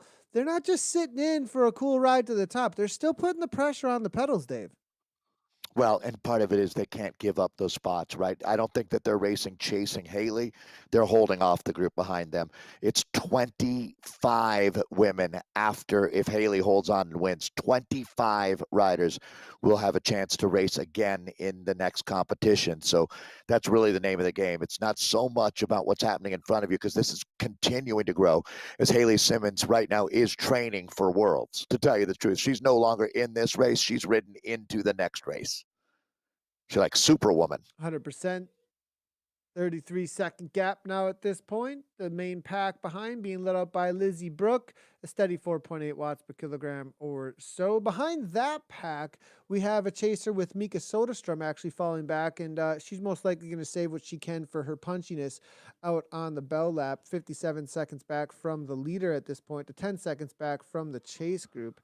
We do see the likes, interesting enough, from Beast Mode presented by Rose behind, with Pia Kummer, a rider who definitely has a good kick on her, but she's on the bubble, Dave, because the group of Maria Marb, Ulrika Harmsen, and the rest are out in that 27 or so spot where it's just off the back of the bubble there. They're within striking distance, maybe to come back still, but it does look like the group that's sitting at 21st through 26th, they're getting together now at this point, and it's actually almost working out perfectly for them, Dave, because if they just work together, they'll end up qualifying through with the rest being cut off. I'd like to see Haley Simmons in the Zwift Academy, which is going on right now, so she'll have to wait for the 2023 edition. But boy, does she have talent. She's already been through a talent identification program with the Movistar team that she's on, and clearly she was the right pick for that squad. So congratulations, Haley Simmons. I guess I'm a little out in front of myself. She's still got a way to go, but she's putting on a master class out there right now. Nathan, let's go back and look at the spots that are in jeopardy here. Remember Itkin attacking with Dave. Yeah, this is the rider. Look at the pain, Dave, and the 55 RPMs. Talk about a grind on a 15% gradient, just trying to hang on. This is your 25th place right now. Behind her is Battersby, trying to close down a 3-second gap. Battersby's not in trouble, Dave, but she is trying to get back on terms here with Itkin and the rest of this group to hold on to their spot, because they're being chased down just a little ways back behind them, about 20 seconds back, by Harmsen, Marb, Sarmiento, Osterby, Brown, Kurtel, and etc. here. All of them are looking to try and get back on terms, but there's not a lot of landscape. 1.2 at this point kilometers left to try and get back in contention. This might be gone. I think this group's walking away. Look at you that can kid, give though, up Dave. an Look at amazing that amount effort. of time. You can give up an amazing amount of time on a climb like this, but Nathan, I think there's enough in the bank there for Battersby to be able to hold on for that final spot. But you know, when you talk about 10, 15, 20 seconds in the last K on a climb like this, it's still in play, to be honest. So she's going to need to keep doing her work here. Haley's gone. Yeah, she definitely this is a race now for pack. Haley's gone. Absolutely gone here. Haley's absolutely gone. 47 seconds. And it looks like this is going to be the section here where the riders are just going to roll in and chill out and get some recovery before the next race. All right. So taking a look right now at this this group here, where I wouldn't call it a peace treaty, but I would say that these women are all beyond smart enough to realize that doing the least amount possible right now benefits you the most. They're all going to be, I would think, when you look at this group now, none of them would self-identify as a pure sprinter, but they all have plenty of talent in that category. It really is now, as we've talked about the math here, this Europe and Africa with the 16 spots. 2 of them, well, 1.5 of them have been allocated. We're still waiting with just a few more seconds until Haley Simmons will confirm her another spot for the United Kingdom. So that's going to be 2 already here for the UK. Already a strong squad. So the rich getting richer, adding Haley Simmons, and Haley and Mary would be two riders that you would anticipate would have been selected onto that team. So this just gives them even more strength and firepower coming into the World Championships. Just around this corner, we're going to see the finish line and a command performance here today as Haley Simmons proves herself to be, and not only an outstanding climber, racer with a lot of heart. To be honest, that courage came into play. There's the gantry. This one is done and dusted. So the platinum ticket that takes you to the UCI Zwift World Championships belongs to you, Haley Simmons, the champion standard here today in Innsbruck. Now, Nathan, we got to turn our attention back. This group, I think they're going to roll in, to tell you the truth. Second place, eighth place, 20th place, all same prize money, same designation. You just move into the final where there's 14 spots left to go to the World Championships out of Europe and Africa. We still have America's coming up later today for the women. Qualified to Worlds, as you can see, Mary Wilkinson and Haley Simmons. You saw the pace really drop down over this next section. I think the riders hear a sigh of relief from them almost, Dave, at this moment with that 3.9, 3.2 watts per kilogram, a minute 3 back. It doesn't really matter the time gap here at this point. It's just all about qualifying to the next race to try and punch your ticket for those top 14 winning spots here. It's really going to be about the next thing to talk about, Dave. The race that's on the line is making the top 26. Has anybody faded backwards, Dave, is going to be the question. Is anybody blowing up in this back? A little bit of sprint for Pride, it looks like, though, Dave. Having some fun as Kolkoff goes across. It's funny how unique the sport is, Nathan, because the real conversation is who's the 15th best sprinter in this finishing group? Because that's what we're going to be looking at now. 14 women will be going to the World Championships out of this very select group now. We went from 57 down to 50. From 50, we go to 25. And yeah, that's a strange question to ask, isn't it? Who's the 15th best sprinter out here? Because she's going to be going home. Yeah, it's an interesting one for sure. It's going to be this next group containing London. Sonia Cecile is actually here, Mika Soderstrom, and we are seeing, as you can see, Battersby, Embring, Harmsen on that bubble here. Battersby making one last dig effort up against one of the other riders up ahead. I think that's actually Pia Kummer that's next to her.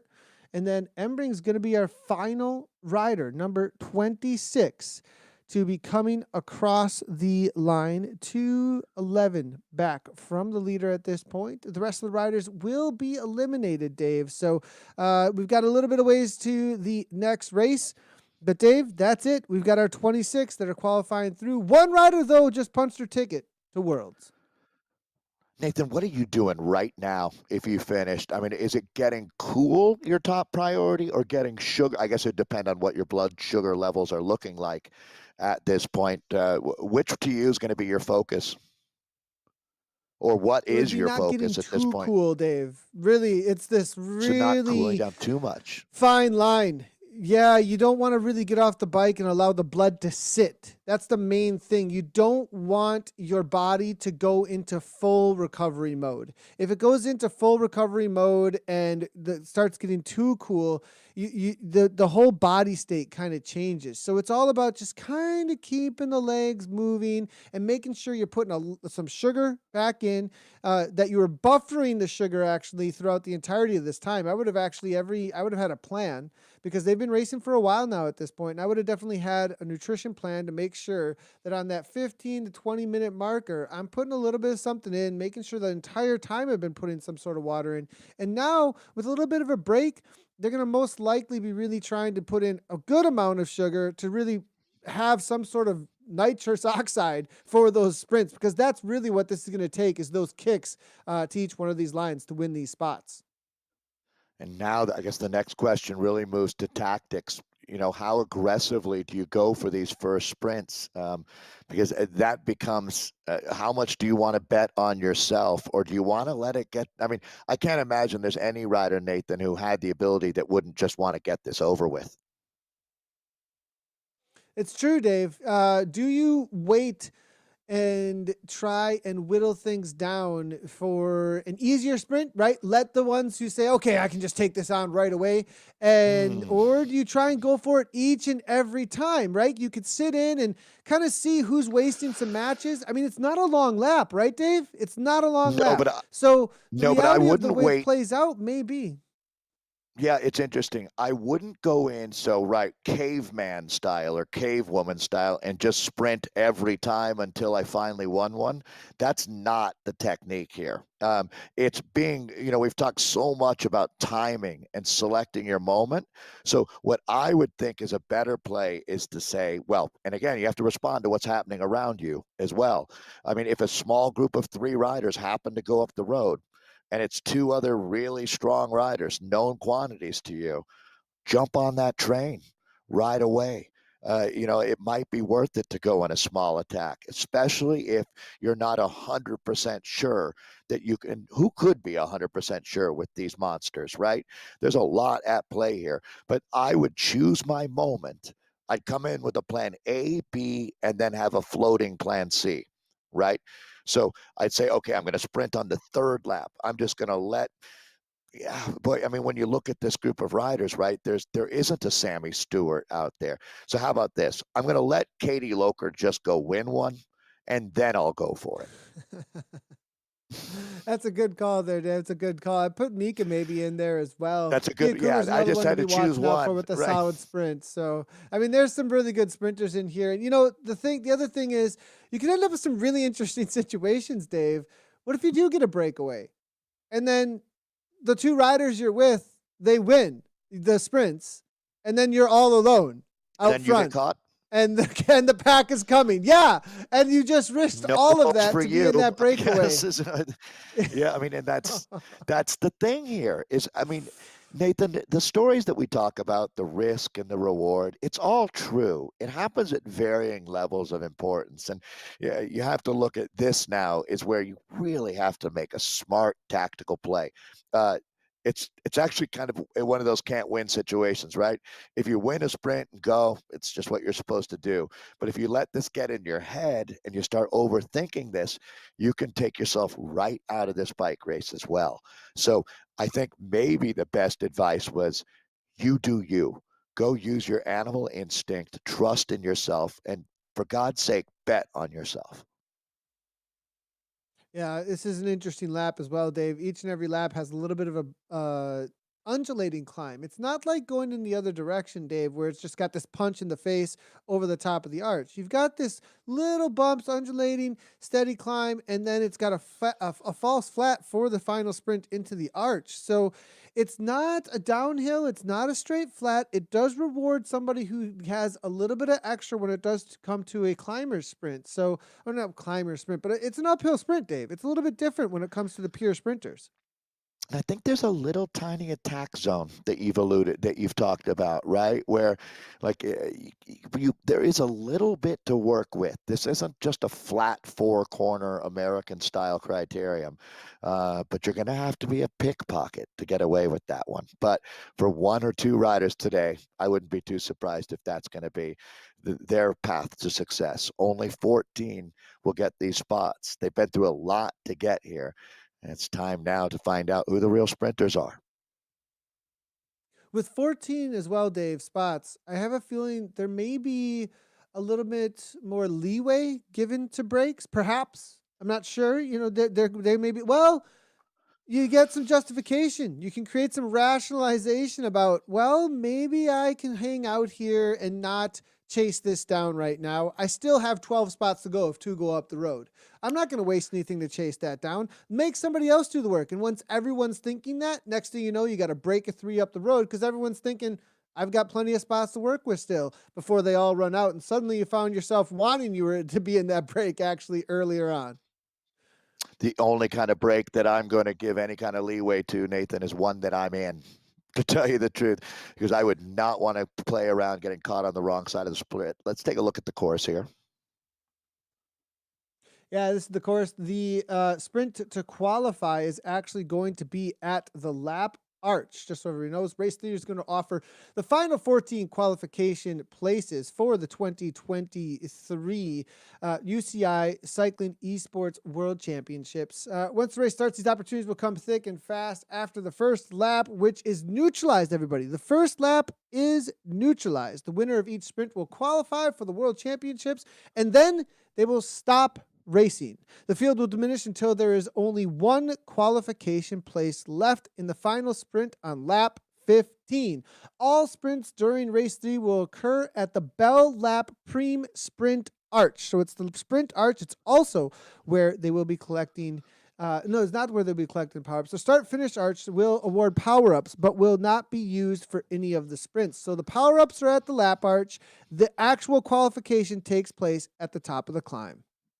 Yeah, look for the red arch, and we'll keep on top of that one for you. It's going to be fast and furious out here, no doubt about it. So, Nathan, I guess let's approach it from you feel like you're a monster sprinter. You're just going to go for it out here? I would just end this.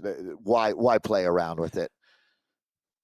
One reason I would do that is if you're confident in your sprint and you're confident in your ability to go over and over and over again, it does put pressure to break the pack down to 14, right? So because of that pressure that it puts on some of the other riders and the splits that may be caused because everyone's kind of going for it, I think it does increase your chances if you have the confidence in your fitness. If you have your confidence amongst these riders, it really comes down to that word though, Dave. Do you have the confidence that you're going to make it happen if you do that, or are you going to be spit out the back?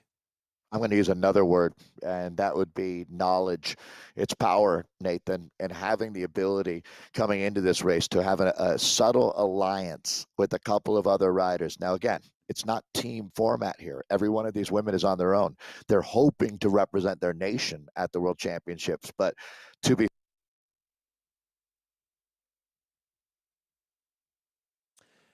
And it looks like just a little technical difficulties most likely coming out of Belgium at the moment as Dave is traveling. But we are coming into the race in about 2 minutes to the start of the race. It's going to be 28.06 kilometers in total.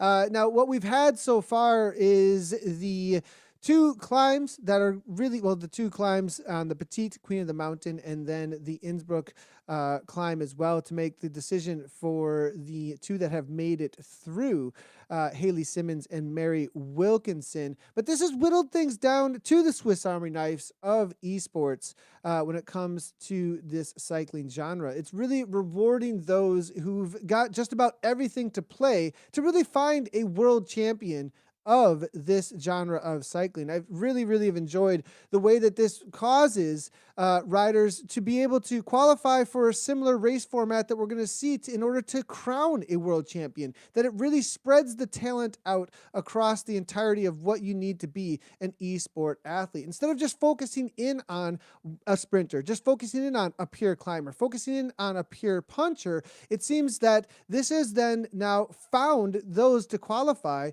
to be a part of this world championship, to find that actual all-arounder that is the best esports cyclist that you possibly can. We've got 45 seconds to start here on the Bell Lap. This is, again, the top 26 riders going through to this next round here. 15 laps total. 14 are going to qualify.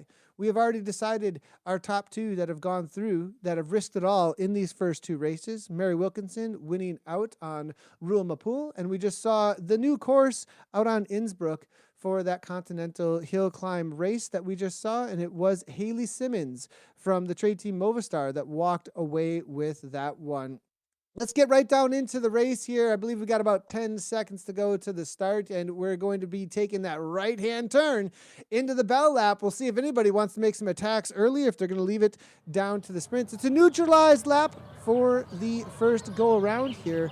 Right-hand turn, and it looks like it's cool and calm as a cucumber at this point as we see Harris Itkin. There's the names making the way forward here. And we also see the Sox for Watts rider on the back right now. I believe that is going to be, I would think, Alice Lethbridge. Oxfield Goxie Paul that does ride for that trade team out there. Bruni has made it on through with the check mark next to her name there, as you can see. I wouldn't be surprised if we saw Bruni make a go at it. She is definitely a TT specialist, but it's a big risk to try and make something like that happen. Again, in quotes, I would say a neutral lap, because anybody can give it a go early on. They'll be collecting their first power-up over the top of the climb here and through that arch, and it is only burritos that they are going to be able to grab through the start-finish banner, through that lap banner. And so no power-ups will be happening until they do make their way on over toward that lap. Left-hand turn, as you can see, a little bit of a false flat, 1% uphill gradient, as no other than Katie Loker in the orange and white, what we like to call the creamsicle colors of the Electric Spirit Co. team that she does ride for. I'm seeing a lot of Movistar jerseys as well as Beast Mode jerseys for the German team. Left-hand turn, and we do see, interesting enough, the reality of this now is coming into this downhill. Nobody really making any kind of moves just as of yet. Our first decision is going to be made in one lap from now, as we have 27.1 kilometers to go, 2.5 watts per kilogram. Nobody at the front here, nobody really making any kind of moves. Now, the question for everybody, I think you're going to be wondering is there going to be anybody who does try and make an early go at this, not trusting their ability to sprint all out to the line? There are a few riders in here that there is a little bit of a wondering, will they have the punch when it comes down to it to win one of these 14 sprints? And is their best bet to just give it a go and try and get into a breakaway? We do see Aonian here now making a move. This is a section, of course, too, that I would definitely be watching out. It is going to be Van Eyck. That's a good move coming out of the Netherlands. Maybe just trying to get back on terms, actually, is what that she was doing there. It had nothing to do with making any kind of move. So that is a section, though, that they could make a move on. It is a little bit of an uphill bump with a lot of speed that can roll through the pack, and then it's a downhill gradient through that section next to the esports stage. So if a rider does want to make a move there, they could make a gigantic attack. I did see a rider going very quickly backwards through the pack just a moment ago. Was that a dropout situation here for one of the riders is going to be my question from the Aonian team just a moment ago. It was an Aonian kit that was going backwards very quickly, and it was Polona Itkin, I believe, now finding herself 2 seconds off the back. Is going to have to put in a massive effort to get back on terms. Not sure that's going to happen. Full-out dropout situation. Polona has worked so incredibly hard to get back into this race, to get into this, back in the 25th spot, and I think Polona is gone at this point. Sad to see. And now, here we go. Here's the kicks. It's going to be Lou Bates going for it really early. Lou Bates, 13 watts per kilogram. And zero response from anybody. That's a ticket. That's it. It's gone. She's all in on this one, and no one's responding. We might see this over and over again. This is what we were talking about. It's not a scratch race to win all out across the line. It's 14 spots available, and Lou says, let's get this over with early. I'm just going to put the hatchet in this and say, I'm in here to win. She didn't get it quite against Mary. And she says, enough is enough. Already the qualified coming on through, and there it is. Lou Bates out of the UK, making it happen. What a move in the no-pins kit. Nice job from her. Alice Lethbridge keeping it chill at the front of the main pack. Lou Bates qualifies on through. Good on her. That's your next number 3 for the qualifications into the World Championships for the UK national team. Bruni, 14 seconds back from that leader, and she will stop racing now at this point. Now we're going to start seeing the power-ups being thrown down for the burrito. Interesting that it's only burrito, so it's only disruption, in order to encourage those breakaways to happen. Lizzie Brooke here now on a downhill attack at 7.4 watts per kilogram with all the burritos being thrown down here, but the pack is going to come rolling through pretty quickly. But that's a pretty smart move with all the burritos now at this point. they're not going to be getting quite as much roll-through speed. Jarheed looking to go across with her. Lethbridge here responding. The pack is responding fairly well to this. There's going to be need to be a second kick over this 2% gradient to hold the speed faster than the pack. They're out to 1.8 seconds. There is a chase coming from Cecile at this point out of Poland at a solid 8.2 watts per kilogram. Soderstrom, Mika sitting in. They might let these three go. Now, this is the situation we were talking about earlier, everyone. Three get off the front. One or two of them may get their qualifications, and then one rider's left out hanging out to dry. It's a big risk. You better trust your sprint against the other riders you're going with if you're going to have this situation. Cecile now makes the juncture. It's 2 seconds up. Will we see anybody attack out of the pack over the rollers here? The reset's happening. The burritos will be given out again through this lap arch right now. Two Movistar riders as well. Interesting to see up against Lizzie Brooke. And, the reality is it's three different flags, but it's one trade team, and they're most likely communicating with each other. So there is that reality now. And here we go, another attack coming through from Langham. Langham doesn't want to let this go. She doesn't want it to be free, and she's going to come through with a whole lot of speed. She might just come flying right on by these ladies at this point and go all in, all the way over the top. Cecile looking to hang on, but Langham says, forget it. I'm going over the top. Another 10 watts per kilogram here, and Zoe Langham out of the UK looking to get her qualification. This all-in effort here from those moments, it looks to be succeeding, and I think Zoe Langham is done, but Jarheed now looks to go as well, and that might be a good move from Jarheed. Try and break things up a little bit more and secure maybe not this lap, but the following lap, but the pack is on the chase here. Brooke now 2 seconds back, but Langham, she's done it. Your fourth place to qualify will be again out of the UK. That UK national team just growing and growing. 9 watts per kilogram to stamp it down for Zoe Langham from Wahoo Lacole, and the UK taking down the next spot. It's going to be Brooke at the front of the pack again. 4.5 watts per kilogram, 7 seconds back from this rider, but that rider's going to be removed now, and now the pack looks to be kind of all together at this point. Brooke is still off the front here, but it's interesting that she's continuing on with this. There must be a pretty good split here without anybody on her wheel. She's pushing on at 4.2 watts per kilogram. Cecile Van Eyck, it's going to be Simnek, and then Stevenson on the wheel. The pack bringing it all back together. But there is a split as well in the main pack at this point. It looks like did Polona Itkin get back? It would be an insane ride from Itkin if she got back on terms with this main group. I'm going to have to wait and see. And no, she has not. She's 441 back, I believe, at this point. So I'm not sure that Polona is going to be able to be involved in the race any longer here. We do have a little bit of split off the back with a few riders, though, getting back on terms. And that's going to be a Wahoo Lacole rider now, as well as a cryo rider making her way to the front. I believe that's going to be Battersby out of the UK. And now everybody calming right on down. The main fireworks went off for a couple of laps there. 22.3 kilometers to go going into lap number 4. Cecile here on the front. Will we see another attack from these lower slopes? They've let them go so far. We're going to start running out of positions here at this point as selection number 3. And Lethbridge is going to be the next one to go to try and throw her chips on the table for this early attack. It's been a 10 watt per kilogram go, though, to try and make this happen.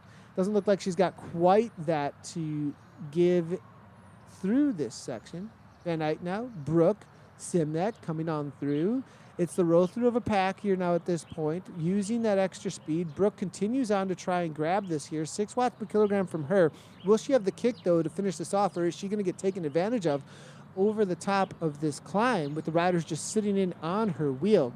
It's actually her teammate from Wahoo Lacole, but from another country coming out of Slovenia sitting on her wheel. And there's the burritos for the disruption. That's actually going to help Brooke here at this point, because Brooke has the gap. Nobody able to get a draft at this point. Does she have the kick all the way to the line? This is going to be it. The next spot, her teammate Simnik trying to come through. Jarheed now, I think Marlene Jarheed is going to make it happen. There's the kick, 11 watts per kilogram. Waited for the perfect moment as Brooke continues to just put the pace on, but Jarheed takes advantage.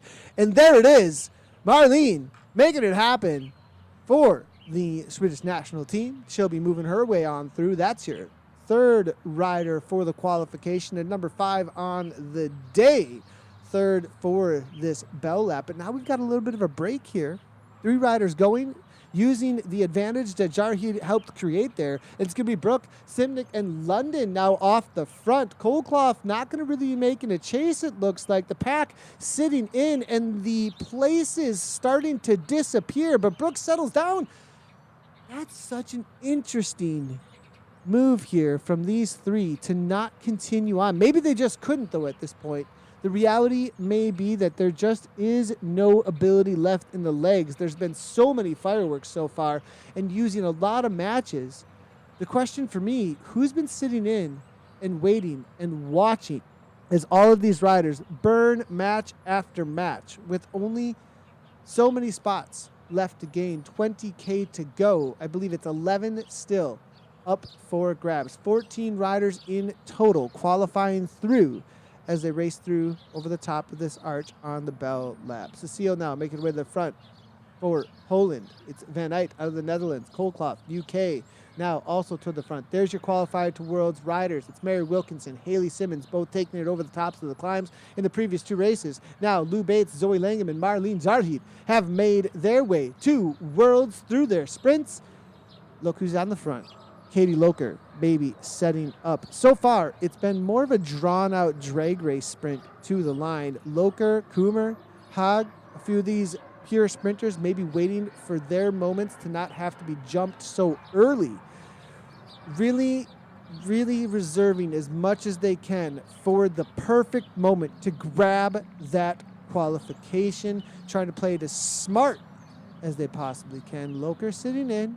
Will Miss 14 be able to do it? Nevin makes her move now out of Norway. 7 watts per kilogram in the front. Harris there with the burrito power up as well at 9 watts per kilogram. Kolkloff now coming across at 7.7. So there's going to be 3 up front making the main lead out. Harris now kicks up in the 9. That might be enough to really distance herself from this pack, as she's been really quiet so far, and I think she's got the effort to make this happen, but it's only 1 second back to Nevin. Is anybody from the main group going to be able to come over the top like we saw Jarheed do just a moment ago? It's only 3.9 though from Nevin at the front. I think Harris has made it happen with the early attack. It was just enough, and I think the pack is starting to slow over the top of these. They can only do these 10 watts per kilogram so many times, and Harris takes full advantage of a tiring pack, and Lucy Harris is your next qualification. Number 3 to qualify. Number 6 overall to qualify here amongst the riders. Number 4 for the bell lap out here today.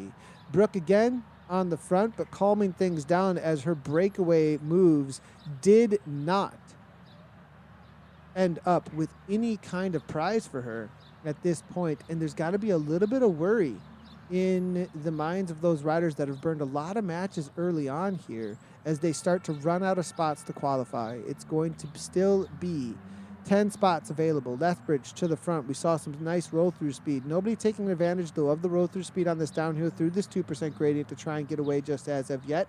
You can see this negative 1% gradient as they go past the esports stage on your right-hand side. A lot of times this is a section where you could use some speed. You've got to punch hard through that uphill to come over the top of it.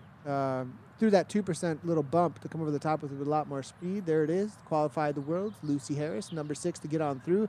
Look at all of the UK flags and 1 out of Sweden. It's UK, Europe, and Africa so far, it seems to be. But we'll see what's in store for us next, as we've got plenty of Swedish flags. We've got a few German flags. South Africa still involved here as well. The Netherlands could make something happen. Norway, Slovenia still involved. So we'll see how this still plays out. Plenty of time, plenty of spots. 10. They're whittling down, but still 10 spots to go. 18.3 kilometers. Again, burrito power-ups. They get so many burrito power-ups, everybody. They could be a burrito power-up at every single spot of the course, actually, if they wanted to just have pure disruption.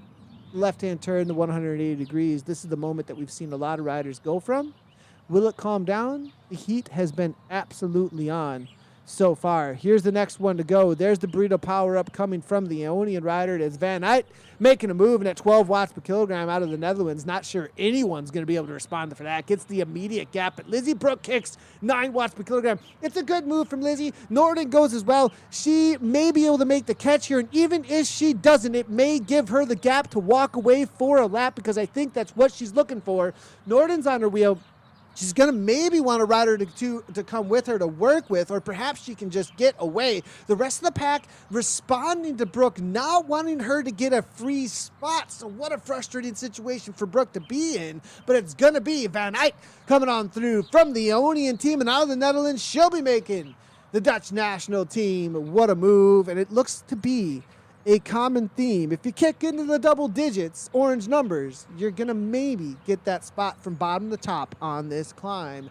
Van Eyck, Eva Van Eyck, making it on through. Qualified for the world's team. Lizzie Brooke, it's her usual spot. She's off the front by 2 seconds, it looks like, again at 4.3 watts per kilogram. Will it pay off this time? Nevin backing off, and Lizzie might get the free pass here for a full lap. Brooke now here, 4.8, continuing on, and does she actually have 9 seconds at this point?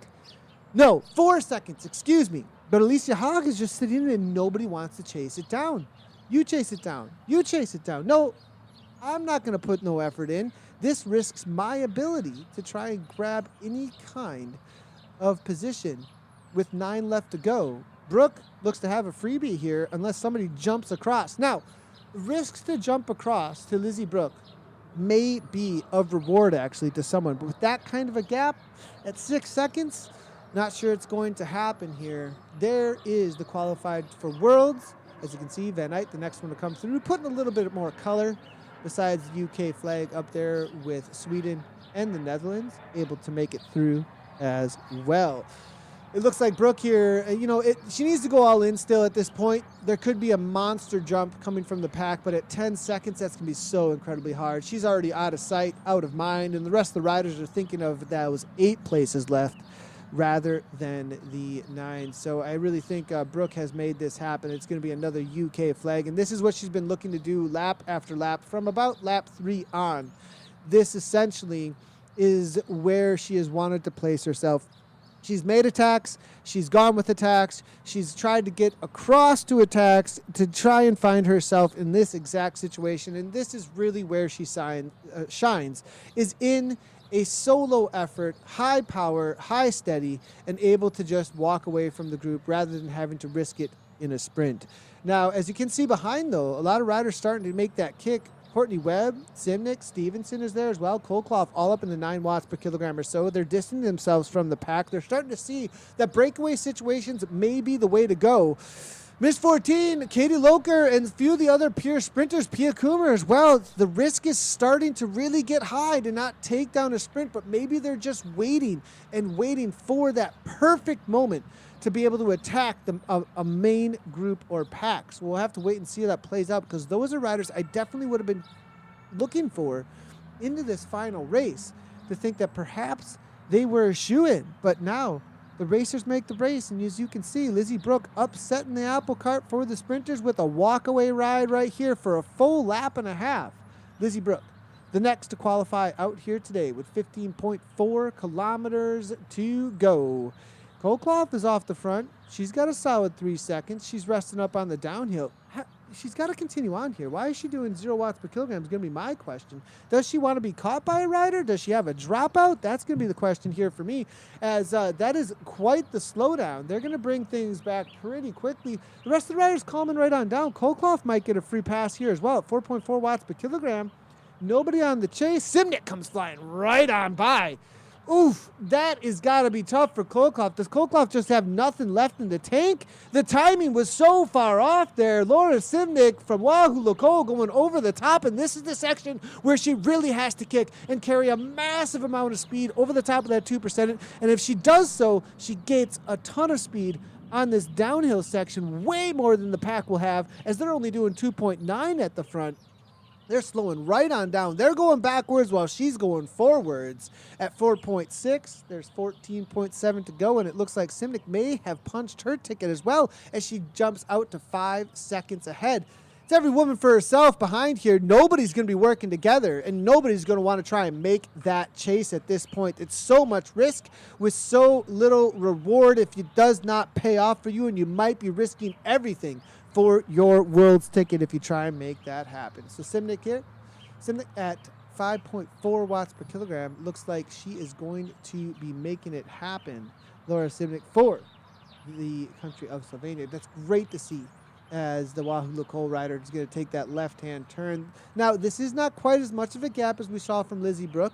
We may see somebody make a gigantic punch out of that group on that 180-degree turn, perhaps. But with the reality of Laura being gone here at this point, the jump from the pack would need to be for a breakaway situation similar to what we saw each lap before this.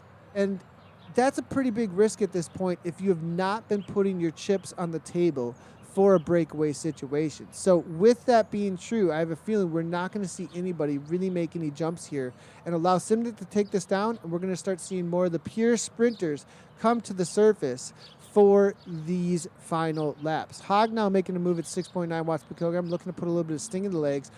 What's really interesting to me, look at how many Swedish flags are still in this pack behind. Not a whole lot of spots left, but they do have some solid sprints. They're going to want to put as many people as they possibly can onto their national team. I would not be surprised if you start seeing the Swedish Swifters making moves, but it's going to be the women of this lap of this hour right now is going to be Laura Simnick. She takes down the next spot and qualifies into the World Championship. Stevenson goes on the attack. She's got a 1 second gap. The pack is all there, it looks like, though.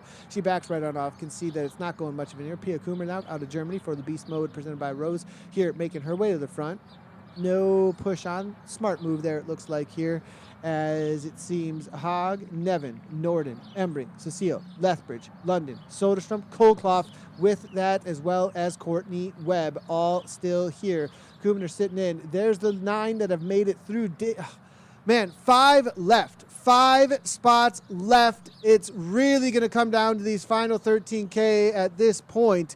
Going to be really interesting to see who's going to be able to pull this off here. There's not many spots left. The risks really need to start being taken. A lot of these main sprinters have been sitting in and waiting for their moment, but are they waiting too long is going to be the question.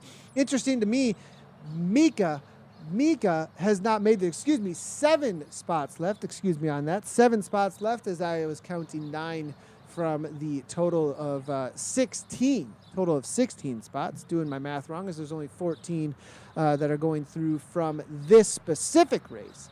But we still have 7 left as Haag makes her way to the front. It's going to be right-hand turn again. They'll be collecting power-ups again.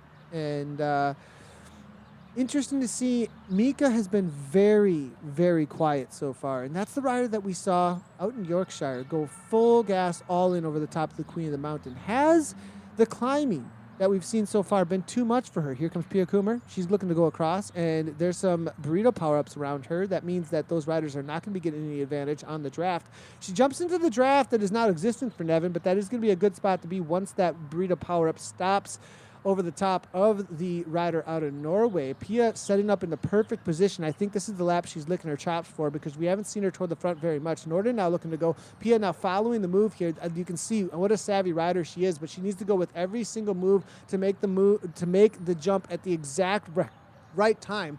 Kummer now throwing down that burrito power-up to go across to Norden, I have a feeling, or perhaps just to disrupt everybody around her at only 4.4 watts per kilogram, because Norden looks to just be walking away with this one at 1.9 seconds, 2 seconds now over the top of Embring, and I think Soderstrom, Mika now giving it a move. Mika, 9 watts per kilogram here coming from Mika Soderstrom. Is she going to try and go across and take down her countrywoman now? But Mika is off too far at this point. She's throwing 8 watts per kilogram, but it's all for nothing as Norden comes across and is the next one to qualify. Mika may have a little bit of a gap, though, of 3 seconds. Will she look to make something happen with that 3 seconds? She's only at 2.4 watts per kilogram. Maybe got a little bit excited to think she could come across to the rider from her country there, but unable to do so. She's got a good gap here at this point, 3.7 watts per kilogram, a little bit of recovery on the downhill. She could continue on with this as Lethbridge sits at the front at 2.5. Mika now up at the 4.4 watts per kilogram with a 3 second gap. This may be possible. Mika Soderstrom, though, she's going to need to kick on this little uphill gradient to really give it to the pack there to have a higher speed. And no, it looks like the pack is going to be within striking distance. 5.3, enough speed. London, 2.8 now. It's still 1.5 seconds here. The meters are out. London looks to put in a little dig to bring it back. The pack is kind of starting to work together. They don't want to give these spots away for free. Soderstrom, still 1.5. This is an interesting one now. We haven't seen this kind of situation with only 1, 2, maybe 3 seconds off the front coming through the lap arch. Soderstrom seems to think it's not worth the effort any longer. She's really in this no woman's land. They're just letting her dangle out here. What a tough spot to be in, as so much is on the line. Do you put the energy in to try and hold on to this, or do you just go back to the pack and sit in? The rest of them just rolling through with the easy watts and the easy speed of a main pack. Soderstrom now bumping it back up to 5.7. Lethbridge now 7 watts per kilogram, looking to go across. I think she can smell or taste blood in the water there with Soderstrom, knowing that if she goes across, she may be able to come over the top and take down that next spot. But it's Miss 14 herself, Katie Loker, in the creamsicle kit, looking to come across there to Lethbridge. Soderstrom still has the gap. It's going out now, and she is committed. It seems like she rested up just enough, held on to a steady gap here, and now kicks up into 6 watts per kilogram, and everybody behind has nothing left to give. Miki Soderstrom looking to make this happen. 3 seconds up. Can she do it? Cecile now trying to come across as well. These are the main sections to close down to Mika at this point, as it's 3 seconds. Cecile now is trying to come across. Sonia Cecile here coming out of Poland. She's been on the world's team before. Can she make it happen again through this move to chase down Soderstrom? Soderstrom, everything to the line. This is one of the most crucial moments for Mika Soderstrom's entire go at this world's team, because it really does come down to this effort right here, whether or not she makes it to the line, because this is such a match burned. She throws down the burrito power up. There's going to be no draft on her. Mika Soderstrom makes it happen. It looks like she's going to qualify, but Sonia Cecile, she's still there. She's closing right to the line. Mika Soderstrom makes it happen. Another one for Sweden. Now Cecile here has a 2-second gap. This is always the tough spot. You make the chase, you get a gap, and now can you commit? How much did you put on the line to try and take down that next ticket? And is there anything in the tank? These women have to be absolutely ragged at this point with the amount of effort that they have thrown down. It's only a 4 watt per kilogram, probably everything she has right now in order to hold on to this. Sonia Cecile now 4.3. She's got 4 point, it looks like 8 seconds actually, and it looks to me like Sonia has another free ticket now across the line. I mean, it don't feel free for her at this point. This is ultimate sacrifice all the way to the line. It's 181 beats per minute for Sonia Cecile for the Movistar team coming out of Poland. Going to be the only person representing for her national team out of the qualifiers, that is. What amazing ride here for Poland coming from Cecile. Looks like she is going to walk away with this lap. Now the pack, though, is starting to get anxious. We haven't seen these kind of numbers on the front of the pack as of yet. Courtney Webb saying enough is enough. Alice Lethbridge as well, 6.4 watts per kilogram, not allowing Nevin maybe to just walk away with this one. They might start chasing this down. They may bring it within striking distance. Here we go, 8.5 kilometers to go. Cecile, 4.8 watts per kilogram. It's only 7 seconds back, and that pack really did ramp things up.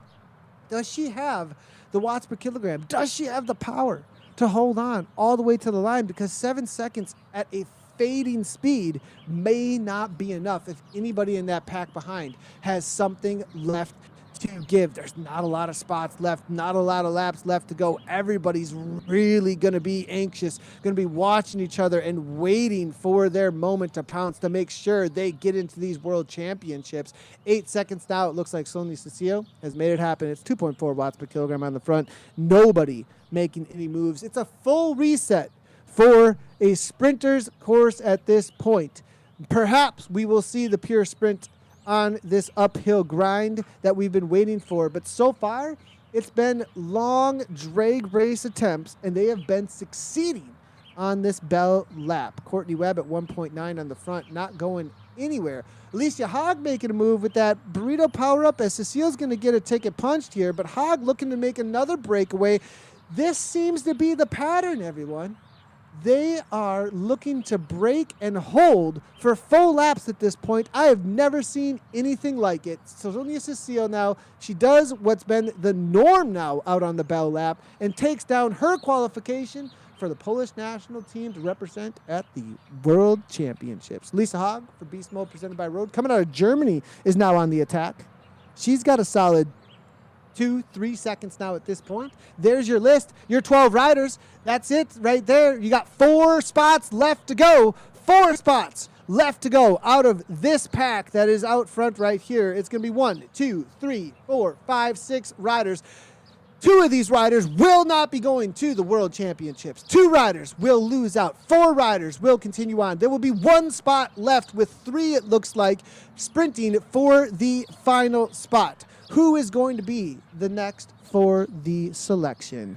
Ann Nevin, Pia Kummer, Charlotte Kolkoff, Anna Embring, Alice Lethbridge, and Alicia Haag, all battling out for a spot into the World Championships. Alice Lethbridge makes her way to the front here, controlling the front. She's been in control a lot out here, but has not been able to really make that stamp, to really punch that ticket so far. Over and over again, we've seen Alice Lethbridge doing a lot of work here, but not necessarily paying off to get her that spot into the World Championships, and we know she wants it so bad. One of the most experienced esports riders that we know of. We've seen her win many, many times at the elite level in esports, and there she goes. Lethbridge on the attack, 7.5 watts per kilogram. She's waited for this moment. Will it get a response with 4 spots left to go? Somebody I would think would want to give it a go here, but no, they let it move. Alicia Haag now, the German rider, the first one to go. We can see 6 watts per kilogram from the pack, and now it starts to get where the pack does not matter quite as much. As it whittles down, there's not as much roll through, there's not as much snowball speed, and the riders are really going to be able to put it to the rest of the riders to make them do the work to bring things back.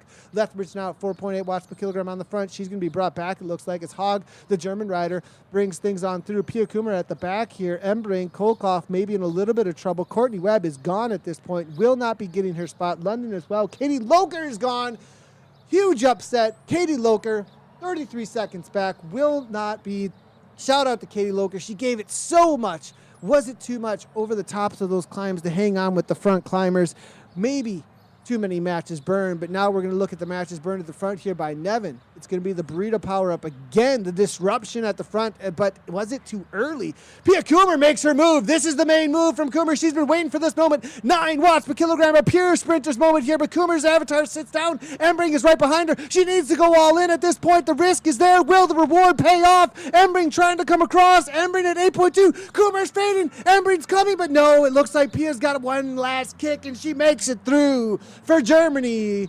And the first German rider, I believe, to make it through is going to be Pia Kummer, representing her trade team that is Beast Mode, presented by Rose. She did it at 185 beats per minute. It's probably huge celebration as it was starting to get anxious moments for one of our top esports riders in the world there. It's going to be Embring now, 1.4, calming right on down. They've dropped Alicia Haag, actually, though. So now it's coming down to 4 riders here with 2 spots left to go, it looks like here. 5.2 watts, 5.2 kilometers now.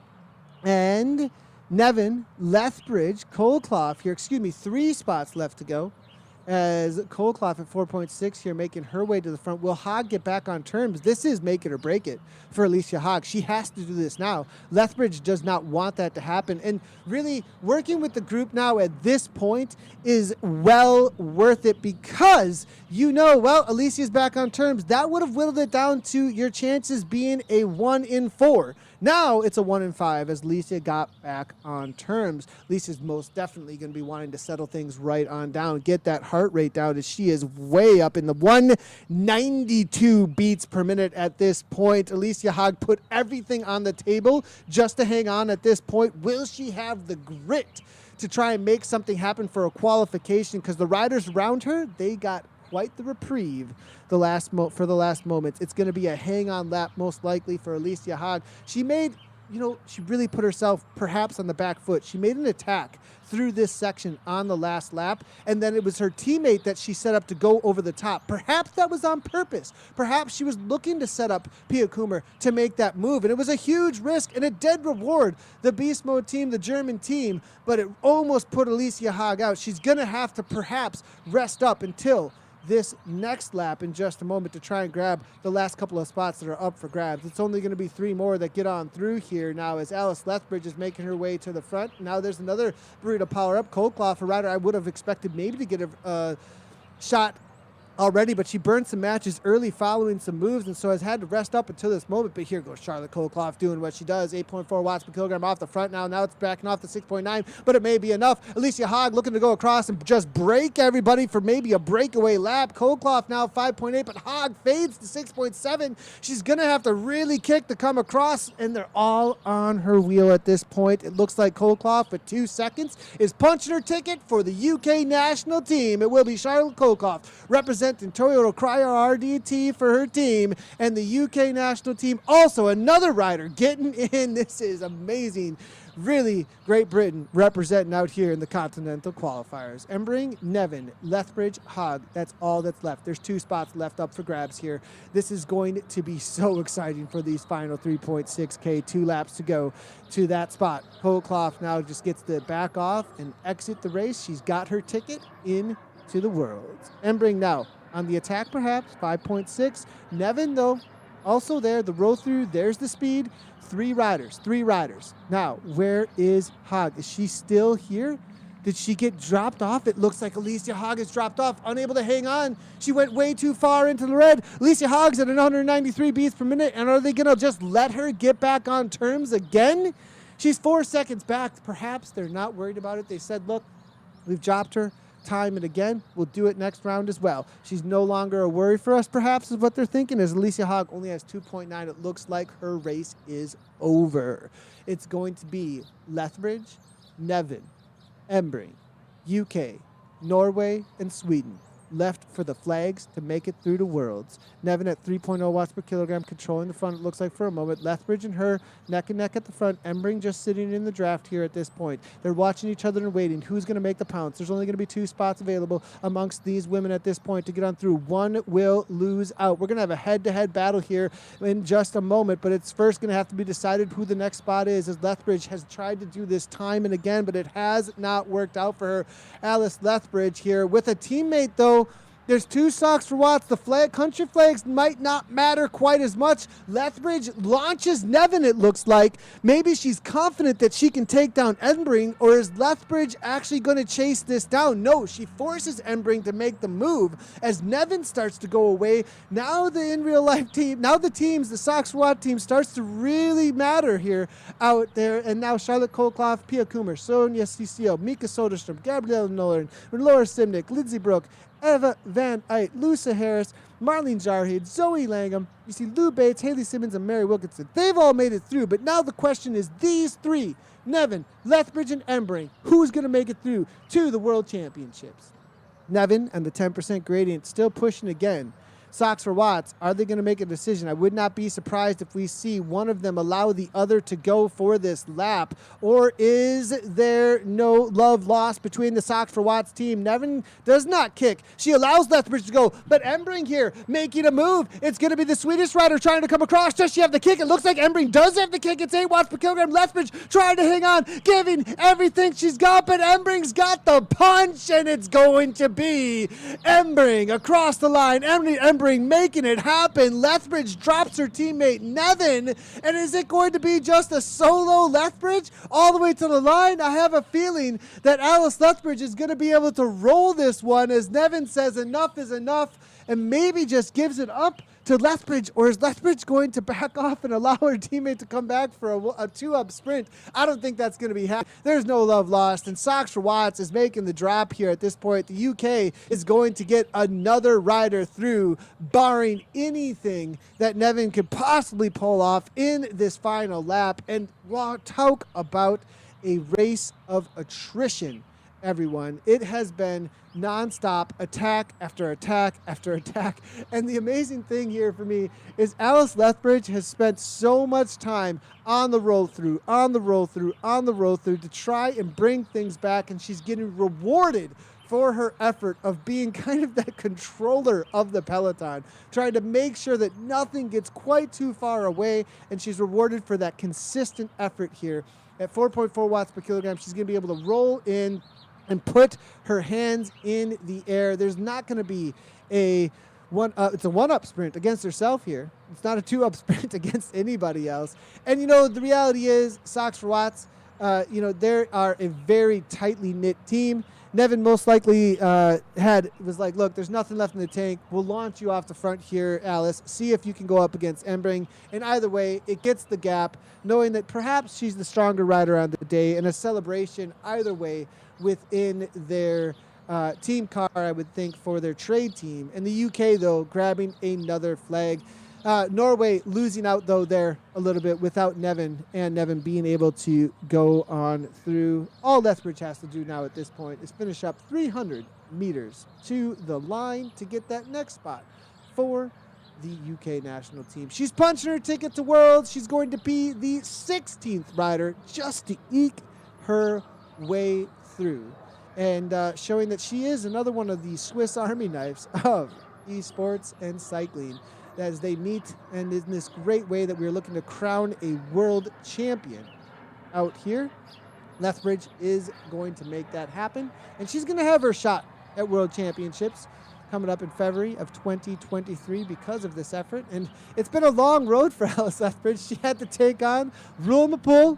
She had to go ahead and take on, as well as the Innsbruck Continental Hill Climb course, the new course out there all the way to the top. And then she had to take on all 15 laps and 14 sprints out here to get to this moment to qualify for Worlds. It's got to be quite a feeling to be able to put on that jersey for the UK national team. Congratulations to Alice Lethbridge, as well as Socks for Watts, for making that happen. And a little bit of extra fashion there as well with the pink shoes. Got to love it. For those moments. And that is it. There, the selections have been made, everyone. We have our selections for the European and Africa region. It looks like, Dave, we've got him back just in time to tell us all about who's qualified for Worlds, Dave. Perhaps, maybe. It looks like we'll have to wait just a moment here. Oh, there we go. Dave, we got you back. Hey, sorry about that. A convention of Dutch clog makers took over my hotel internet here, I guess. But I was able to watch, and that was incredible. How about the patience there from Alice Lethbridge to hold on? Well called as well, Nathan. That was really exciting. What a cool format, a heartbreaking format as well. And I have to say, the level of competition, it's never been higher, clearly. And even I was stunned. I mean, seeing riders like Katie Loker not making it through a sprint-based competition into Worlds after everything she's been through, what that tells me, Nathan, is this competition was beyond valid. I mean, unbelievable. Yeah, absolutely. Really, the amount of effort that had to be put through, the timing for everything from what you did early on in race 1, race 2, and then what you saved for race 3, how you played each one of the tactics. This is one of the most tactical formats I've ever seen in all of Zwift racing. Absolutely love to see it. It's going to be Mary Wilkinson, Haley Simmons, Lou Bates, Zoe Langham, Marlene Zardheed, Lucy Harris, Eva Van Eyt, Lizzie Brooke, Laura Simnick, Gabriella Norden, Mika Soderstrom, Sonia Cecile, Pia Kummer, Charlotte Coldcloth, Anna Emring, and Alice Lethbridge, all qualifying for their respective national teams for the World Championships. Dave, I bet you these women are absolutely ecstatic right now. Yeah, 8 riders out of the United Kingdom. What a power play for their team. That's a huge advantage now coming into Worlds. 4 for the Swedes, so they made the most of the day. But it's certainly, when you look at it, that really does read like a who's who. It is a who's who of the best esports racers on the planet today. If you made it through this one, boy, you should be in good shape for Worlds. And how about the format, Nathan? I think a lot of thought has gone into this, and working with the athletes themselves and the good folks at Zwift. I think we've really cracked the code. This is some exciting racing.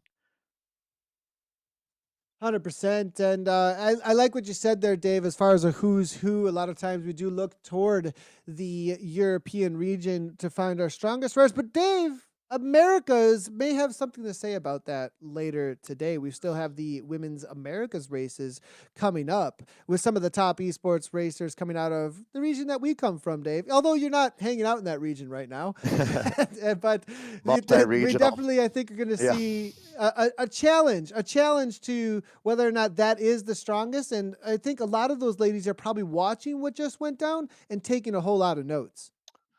No, absolutely. And it's interesting, Nathan, because I mean, I'm thinking of Sarah Gigante, right? The Australian riders. The world champion can come from anywhere. And that's a big reason why we're doing this.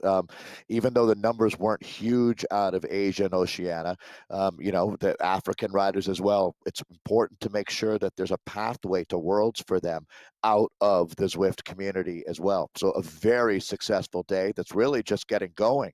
As you said, we've got the Americas women to look forward to. And then tomorrow, the men get their opportunity to try to qualify for the Esports Zwift World Championships at the UCI. It's a big deal. I think there's a few women coming out of the Americas that are going to be looking to flip the script as well when it comes to who is the best in the world for the regions. I'm definitely thinking Kristen Kolchinski and a few others there out of the Americas that are going to be saying, okay, even looking to try and beat the times over the top of the Innsbruck climb and take down that win early on to try and get through to the World Championship. So I believe that's going to be 1 p.m. Central Time and my time, and 8 p.m. UTC. That's going to be kicking off for the Americas qualifiers. We will be broadcasting that over on Twitch, actually, the Go Zwift, if you want to find that over on Twitch for that Americas race. So I want us to give a big thank you to everybody out there that's watching the broadcast. We saw a lot of chatter coming through from all the nations, Dave, and all of the community that's really getting behind this to see who makes the worlds. Dave, final thoughts on that about how, a worlds is something special and really different about that really brings the community of cycling together. Well, and it's interesting, Nathan. I mean, you make such a great point there. Is the cycling community and the esports community are really starting to dovetail together. And the importance of this World Championships is it's paramount in these athletes' minds. It's so good to see how valued this championship is, and the process is fun. Just getting a chance to travel around the globe and finding the riders who are ready to commit to such a brave endeavor, to tell you the truth. I mean, you highlighted it previously in the broadcast, but these riders will be heavily scrutinized to all of the equipment that they use and these type of things. It goes to another level. There's no doubt about it. So they really have embraced this. And to those that qualified today, congratulations. There's no question that you earned it. The quality of the competition has never been higher. I want to speak a little bit to the formats that we've seen today. They were different today, Dave, than we've seen in the past. A little bit like the Zwift Grand Prix, a little bit, which has been leading into what the Worlds was going to be all about. And I really liked what you said earlier, Dave, about the Swiss Army knife of cycling, the Swift Army knife of esports. I think that what I saw today in this format, with having the kind of courses that were thrown at them, the ways that the qualification would happen, it really did bring out, you would have to be a well-rounded esports cyclist. You didn't just get to use your one talent to get there, although your one talent was what was going to get you in. It was what was going to make you shine, but you had to show up with a broad spectrum of talent in esports cycling. Yeah, I mean, Nathan, I agree. There's really only a few hundred people on planet Earth that can compete at this level. And when you get to see them race with each other, there's a third muscle that comes into play, your brain, right? And it's really, really cool to see how, we talked about this years ago about the exercise contest theory. And this is so far from that now. I mean, it's not just about the fittest person. You've got to have tactics. I mean, it's gotten to the point now where having alliances and even networks amongst riders, and there's so many different layers to what it takes to be a successful esport athlete. I just have tremendous respect for what they're doing out here. And man, do they put on a show. And to Zwift's credit as well, what we're doing here, Nathan, and I definitely point at you, is really reinventing what esports and cycling are all about. And these last 2 months, we've seen the greatest change on that timeline that really goes back to about, let's call it 2015 or so. The last 2 months, we have seen, we've moved into a whole new era. 100% and absolutely loving the tactics. If you want to see more tactics like this, make sure to tune in to our 1 p.m. broadcast over on Twitch for the Zwift channel over there. Go ahead and search up the directory for Zwift. You'll be able to find the Go Zwift. That's what it's named over on Twitch. I'm really excited for the Americans to see what those women are going to throw down. But for now, everybody, thank you so much for tuning in for these UCI Continental Qualifiers for Europe and Africa. If you want to watch the women from this morning, you can also find that on Twitch for the Oceania and Asia. We'll see you later today for the Americas. As always, ride on.